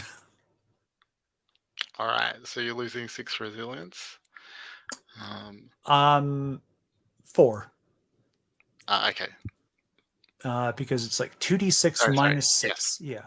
So I'm losing 4 resilience, taking me down to 50. All right. So what do you learn? You learn that your parents were interested. Your father, in particular, was interested in Darabondi. I think you don't get as far as like confirming that they were involved in a cult, but certainly your father had some sort of interest in Darabondi's work that seemed to go beyond, an interest in architecture or anything like that. What you learn specifically is that the reason that they left and never told you about it is that your mother had some sort of breakdown living in the house. She found it, she complained of hearing voices, feeling like she was being watched, things like that. Eventually, her mental health deteriorated, and she started screaming, repeatedly that he's coming for my daughter, he's coming for my baby, things of that nature. And eventually, your father, on psychiatric advice, decided to move to Boston, and avoided talking about it afterwards because it was still distressing to your mother to think about. You see, that's even worse for me because all these years, like, my mom was always just over my shoulder, overprotective. The works wouldn't let me out of her sight. I always thought she was the bad one and that my dad was the good one. Wow. Does that feel like it's enough of is that enough information for one of your downtime activities? I don't want to rip you off. Under the circumstances, since I'm staying on the case, yeah, I do feel like that's enough because it's kind of confirming some of my, it's readjusting my suspicions about my parents, confirming some, and, making sure that I know more of the truth about others. So, Cool. All right. Thank you. Yelena, what's your second downtime activity going to be? I think my second one is going to be fulfill responsibilities. The way I'm kind of imagining that is because Yelena's kind of reached out to like previous contacts in Russia and is kind of like obsessively pursuing this kind of thing that in order to like make sure her like CIA handler doesn't get suspicious or feel though that she's like trying to undermine anything or whatever, that she's like really gonna focus on like being good, like keep up the facade of like, oh, I'm just like doing my regular thing and I'm just like, going to work and especially since, I think they will have ultimately agreed to allow Yelena to like go back into academics um, and and teach at a university, which I'm thinking since Felix, maybe this happened before Felix was unceremoniously like arrested and lost his job and stuff. To teach at I think it was like Boston University because MIT is a technical university, right? So yeah, I looked, I was like, they have an anthropology department. So to sort of keep up appearances, and be like, see, you can trust me, like to take on more than just this stupid coffee serving job that I dislike. All right, that sounds good. So roll a Res plus 20 test. Okay, so D100, right? That's got to be a success. So success improves the bond by 20%. Sorry, by 2d6.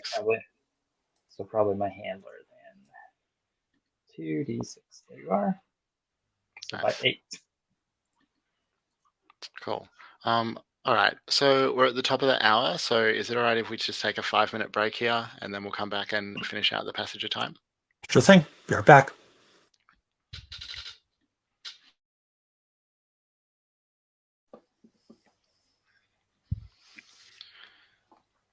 Blakey, playing any other games at the moment? Nope. It's yeah, no, it's just been quiet. Mark, what about you?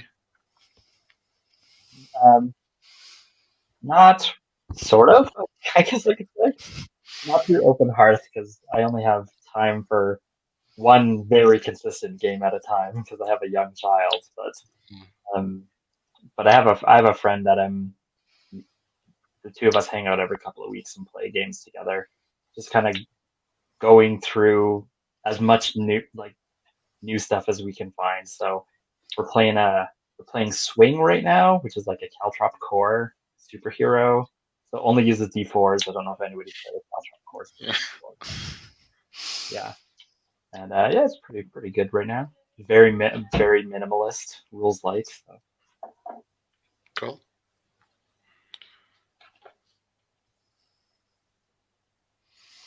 Do you get to play, or do you only GM stuff?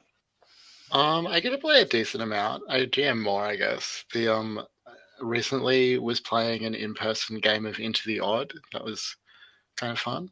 I think you're gonna play some more with that group in a few weeks. GMing this time, but not sure what that will be.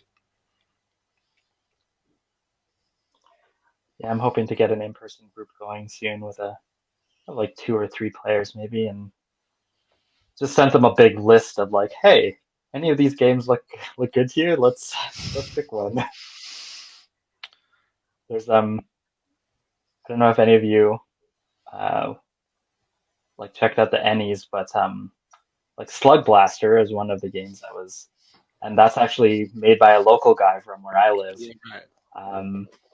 So I'm, I guess like hometown, I'm kind of hoping they might pick that one to play. Yeah, that's cool. That's all right. Fuck it. Yeah, I played a one shot of Slug Blaster when it was playtesting. It was really fun. I'd love to play it some more. All right. So I think we're up to Felix. What's your second downtime activity going to be? I think it would come under improved skills and stats. I was thinking he's going to look at the astronomy side of it. Like, is there any patterns in what we look at when we see Aldebaran and the Hyades and stuff? And it's kind of still looking in the case, but it's from a science astronomy side of it, saying, are there any references to the Hyades, Carcosa, Aldebaran, all of that? Yeah, so I mean, I think that does. I think you've chosen the right activity because you're not going to find anything in particular, but doing the research will improve a skill or stat. Yep. So one of them, I assume, is going to be science astronomy. Yeah. Do you have that already, or is that new? No, I don't have that already. I had environment and chemistry and physics, so but. All right, so I'll go through that.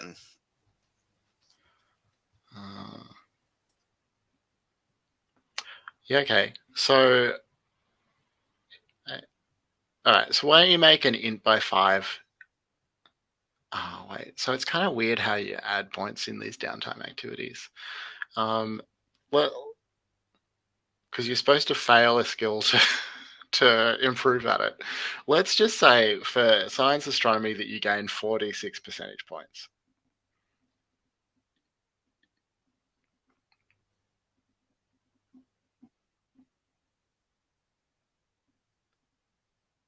All right. So 15 points and 15% in science astronomy.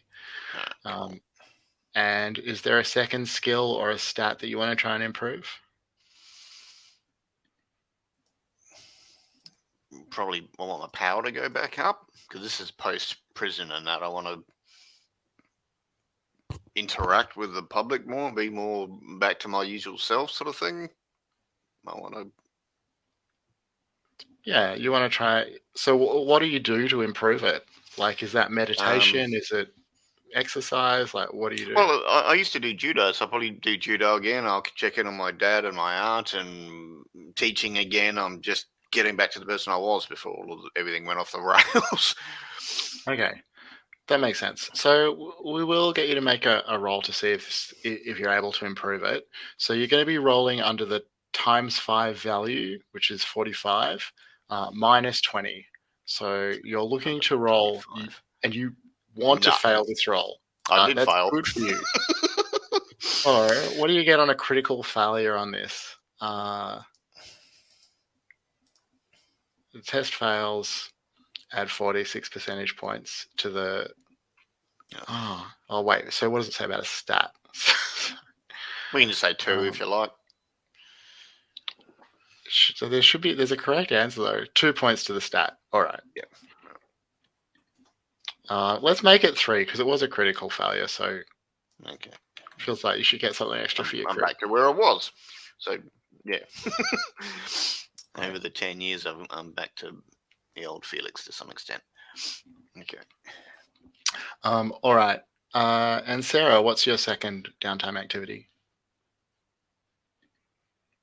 You know, just because I love creating Delta Green characters and pushing them to their absolute limit as hard as I can, the second downtime activity I'm going to do is study the unnatural. Now, before I fully commit to this, how many points do I get from it? Because it doesn't say how many points you get to the unnatural skill.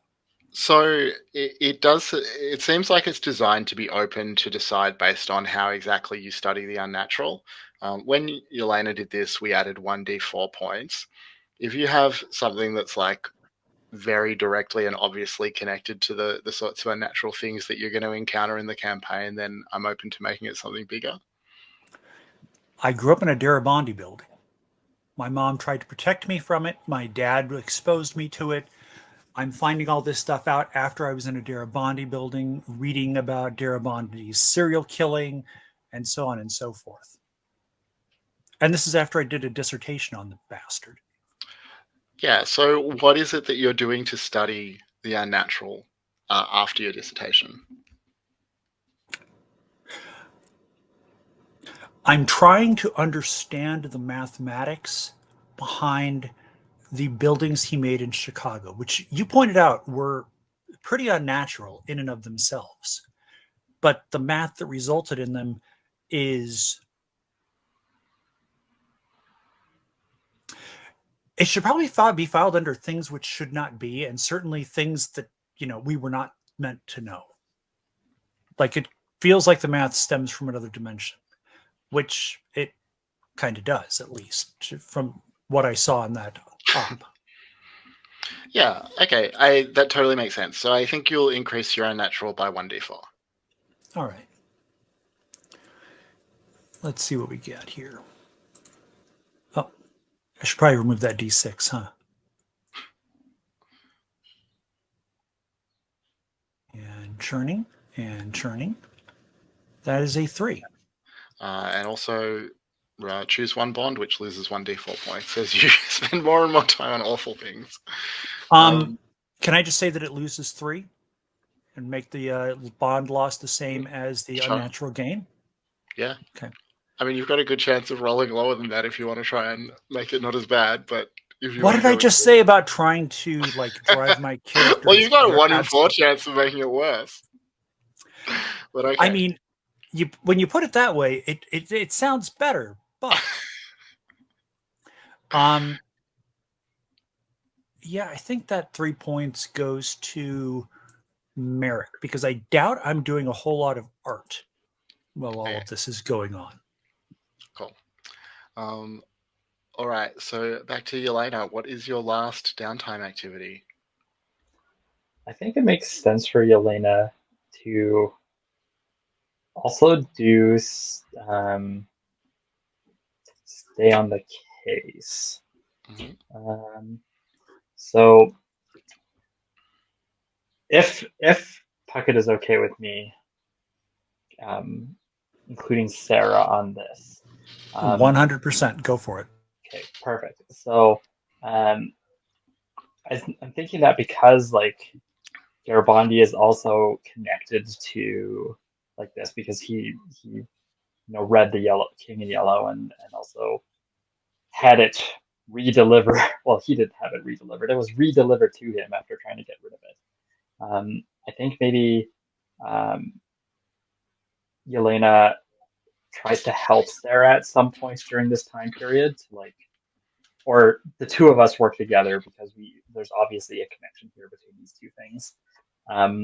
To pool resources, to like look at it with each other's eyes, to like see what else we can get out of this and what connections we can make and what we each can learn about our separate interests in but combined, like linked kind of interest.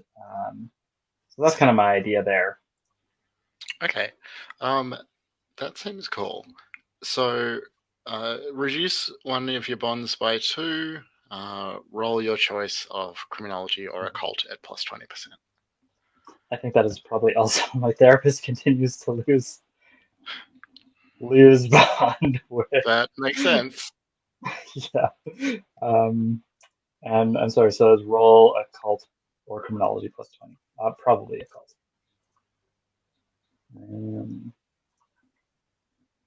So 48, 68. And my occult right now is 84. No, sorry, you add the 20% to your skill, not to your roll. Oh, I gotcha. Okay. Oh, so I get to add 20% to it and then roll it? Yeah, so you're trying to roll under your skill plus 20%.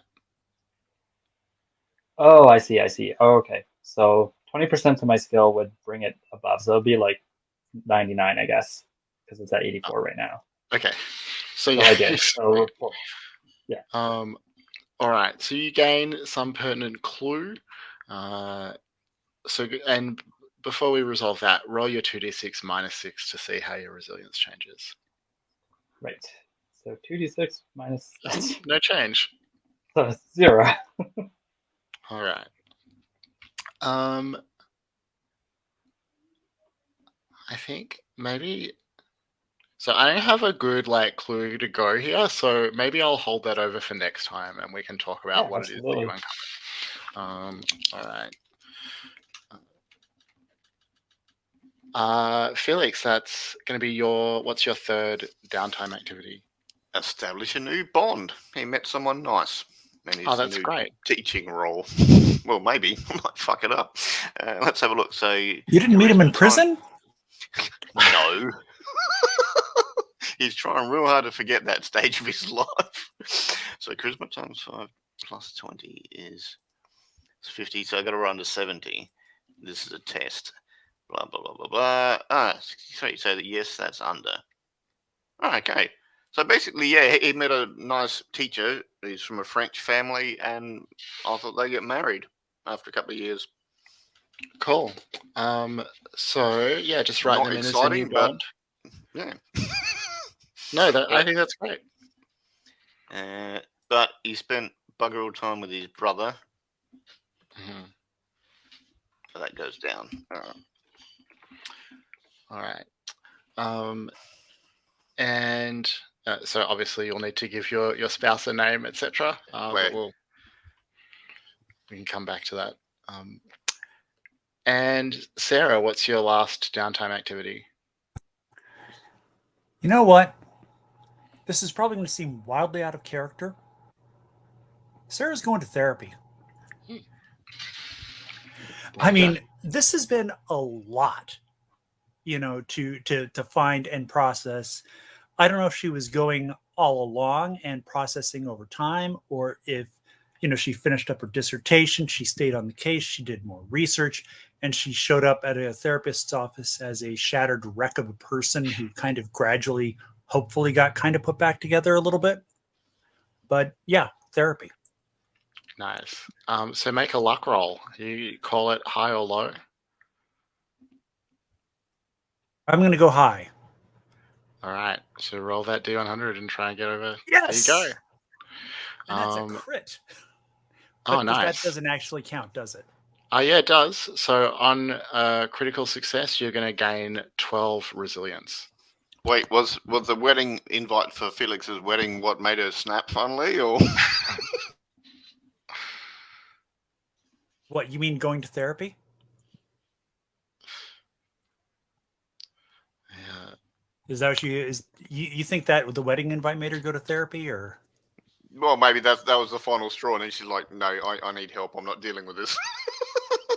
'Cause, Yeah, if even uh, Felix can find somebody and settle down, I need to work on my shit.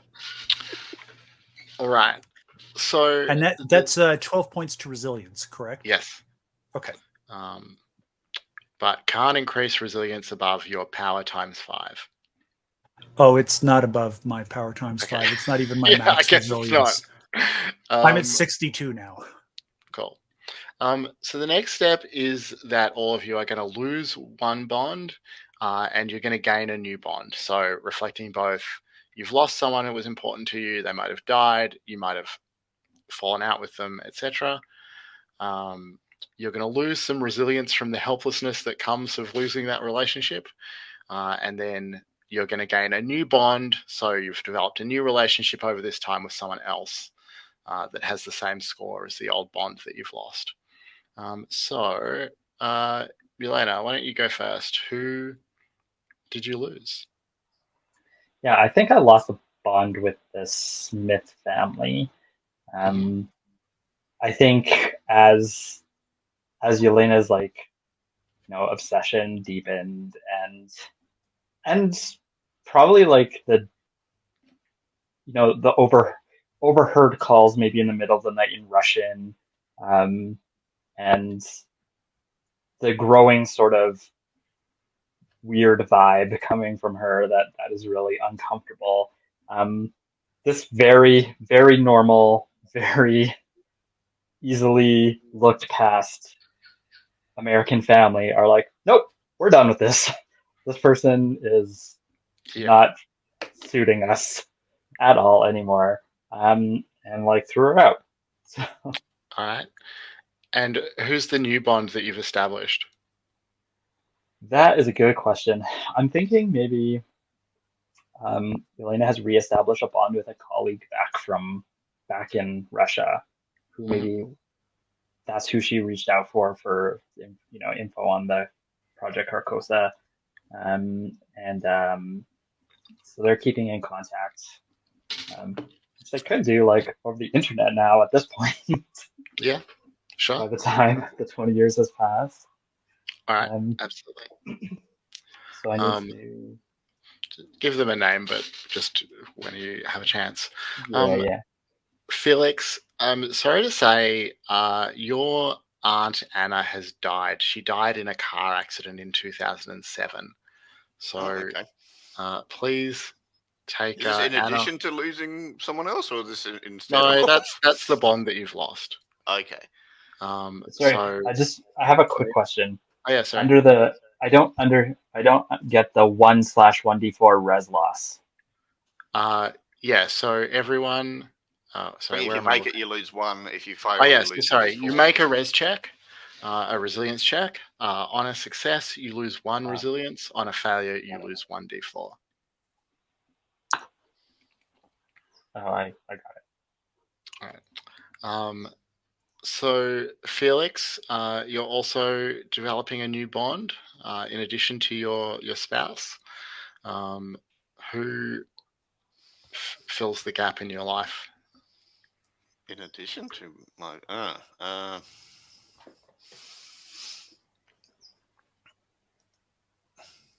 maybe. Well, I mean, at this point, I'm 50, so maybe it's a student. I've taught them for 5 years or whatever, and we hang out because they're like a postgraduate student or something. Yeah, sure. Yeah. All right, that sounds good. And Sarah. Sorry, and Felix, don't forget to make the resilience check. Sarah, which other bond do you lose?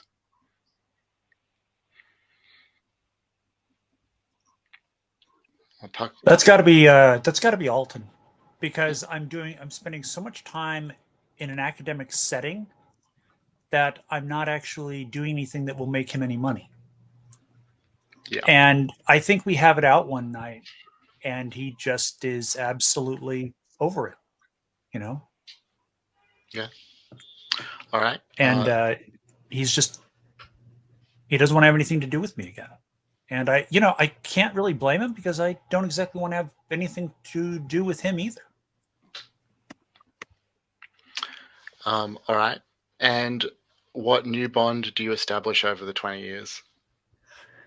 All right. So I want to toss an idea out. Mark, let me know what you think. Do you think that as a result of like working together on research that Yelena and Sarah become closer together maybe after Felix's wedding? I think probably. I mean, kind of that like joint obsessive pursuit of this sort of thing probably led to many late nights, and whether that closer connection is platonic or romantic or sexual or whatever. I mean, it could be whatever. Yeah. What do you? But, Because I'm open to any of those ideas, but the thing that because I know that Yelena, we talked about that very early on. That Yelena had a crush on Sarah.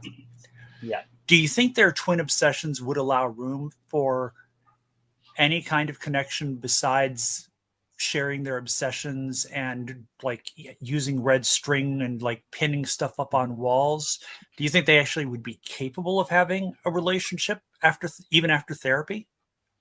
I mean, I think they could with this, what that kind of relationship looks like. Like, I can imagine, like, even if both of their obsessions continue to remain unhealthy even after therapy.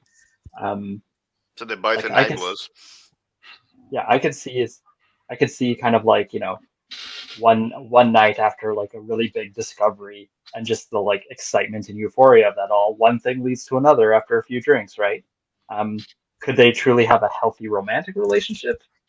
Who knows? They might both think that they can and do, but So did Yelena go to counseling? as Elena's obsession got like deeper and deeper, she stopped going to therapy as much, which is it reflected in how her bond with her therapist is the one Okay. that kept going down. But I mean, she does still have a bond with her therapist, so she is She still does in still contact have- with them. Yeah. So I So think it could be like, sorry, go ahead. I was going to say you're open to establishing a bond between the two of them. Mhm. What are you comfortable with? What are you interested in exploring? Are you interested in exploring a romantic relationship, or is it just a hookup thing that they do every so often? Are they just close friends who understand each other because of their obsessions? Right. I'm interested in exploring a romantic relationship Okay. as much as it could, based on the fact that it's established on their shared obsession. Yeah, of course, it's a polycule. It's the two Yeah. of them plus their obsessions. Yeah, exactly. Okay. So if that's the case, Yelena, do you want to reconsider like your new bond and make it Sure. Sarah instead? I think that's reasonable. So I guess just like one thing that I would flag if you're both wanting to do this is that when you like nobody's really used their bonds so far, but you will at some point in this campaign. Like when you lose value from your bond, you like that affects the relationship between you and your bond in some way. So it is going to produce some role playing that's about the decay of your relationship. Just want to make sure that you're both happy with that. Absolutely. All right. Look, Cool. I don't make Delta Green characters to live long, happy lives. Well, you've made it 20 years. You're doing all right. All right. So the next thing, and I think probably the last thing that we'll do for today, is just to tell us generally how your character has changed. So, like, what's their living? Tell us about who they are 20 years later.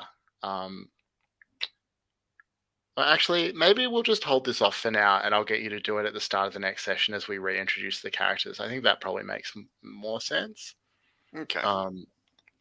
The other thing that you can do, you don't have to, is to adjust your stat and skill points.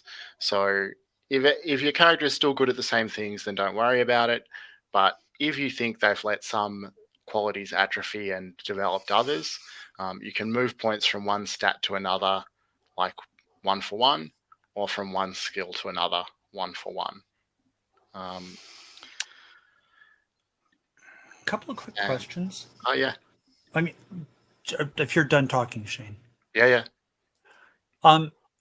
So, Mark, do you think Yelena and Sarah live in Boston? Do you think they live together, or do they share a flat, or do they live nearby, or just?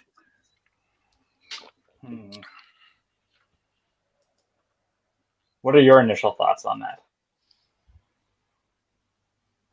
I think it'd be awfully hard for them to have a romantic relationship if they lived in different cities. 100%.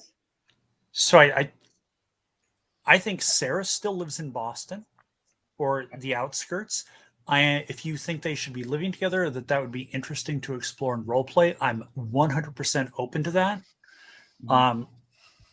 Maybe they just live in the same building on different floors or next door or something. Right.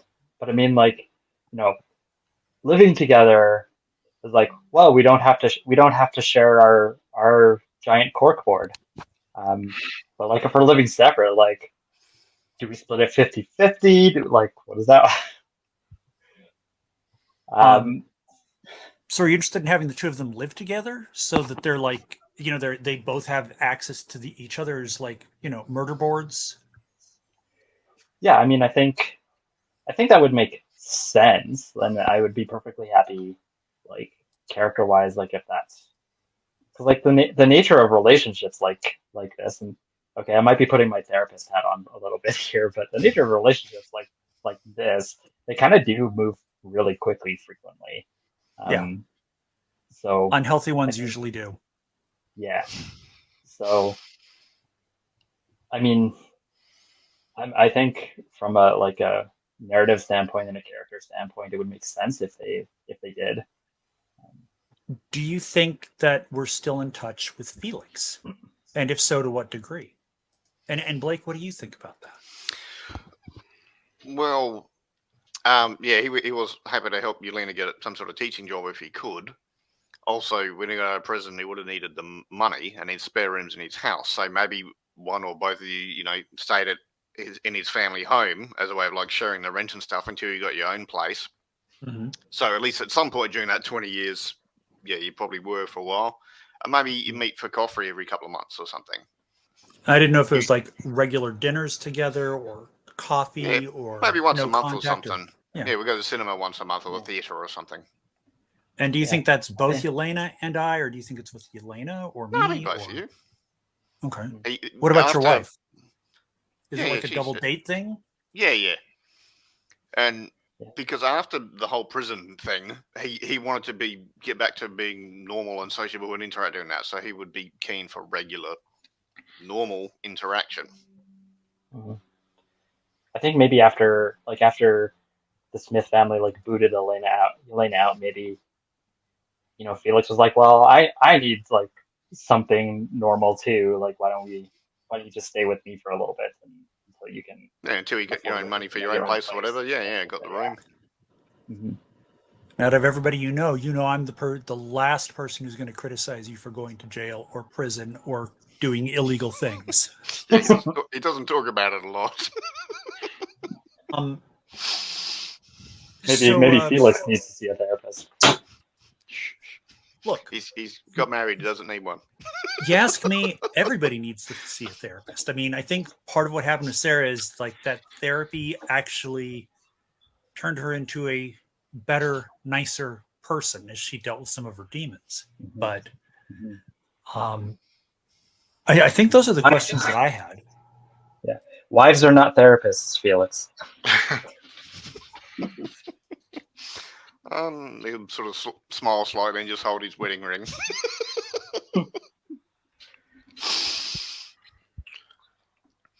Okay. All right. Shane, do you want me to put the relationship with Yelena under Delta Green bonds or just regular bonds? Oh, yeah, good question. I guess it technically is a Delta Green bond. Mm-hmm. Okay. But we won't. Normally, Delta Green bonds require you to remove points from your other bonds, but we won't do that because it's sort of distinct. Gotcha. And maybe if you contact Brandon, email him about some of those passage of time choices, so you can sort of read them ahead of time or whatever. Yeah. We'll do that.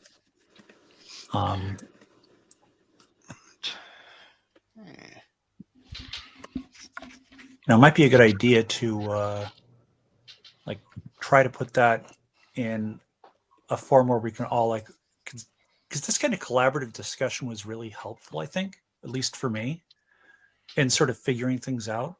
Yeah. I would hate to deprive him of that just because he's recovering.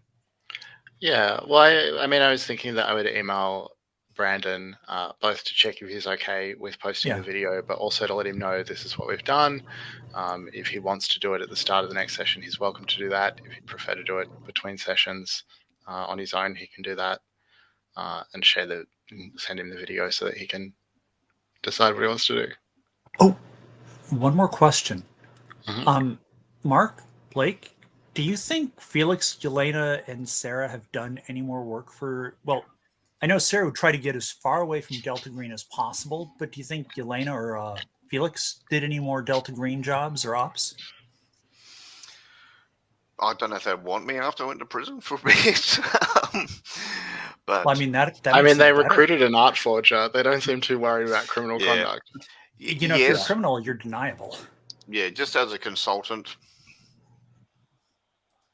I think every now and then, but maybe 5 small short-term things total over the 20 years. Nothing. Yeah, he wasn't a regular. I kind of feel the same way about Yelena. I think Yelena would want to maintain good relationship with Delta Green because she can get more info about this kind of stuff by maintaining that good relationship with them. So maybe didn't do much in terms of field stuff, but also definitely consulting and in exchange for access to info. It was probably one of those things whenever you were on the phone with them, you might look at me with a raised eyebrow, hey, you want in? And I just shake my head silently type thing. Right. But I think maybe Yelena would also for the benefit of Sarah being well, Sarah doesn't want to get involved with this, but I can still get information that's relevant for Sarah through this connection. So you'd be taking the hit for the proverbial team. Kind of shielding Sarah a little bit. Yeah, you don't have to get involved in this, but I can still get stuff that's relevant and useful for you. I think one of the times we're out for the cinema or whatever, his wife Claire's gone to the toilet, and he'll say, I've been having nightmares about my aunt's death. She died in a car accident sort of 2 years ago, but in the dreams, Abigail's driving the car, and it's the same dream each time. Oh, interesting that you think your aunt's death was somehow linked to this case. Well, some part of his head does because he's having this recurring dream, but... It occurs to me that a Delta Green agent doing something so another Delta Green agent doesn't have to do anything with Delta Green is probably the most wholesome and healthy Delta Green relationship I've heard of.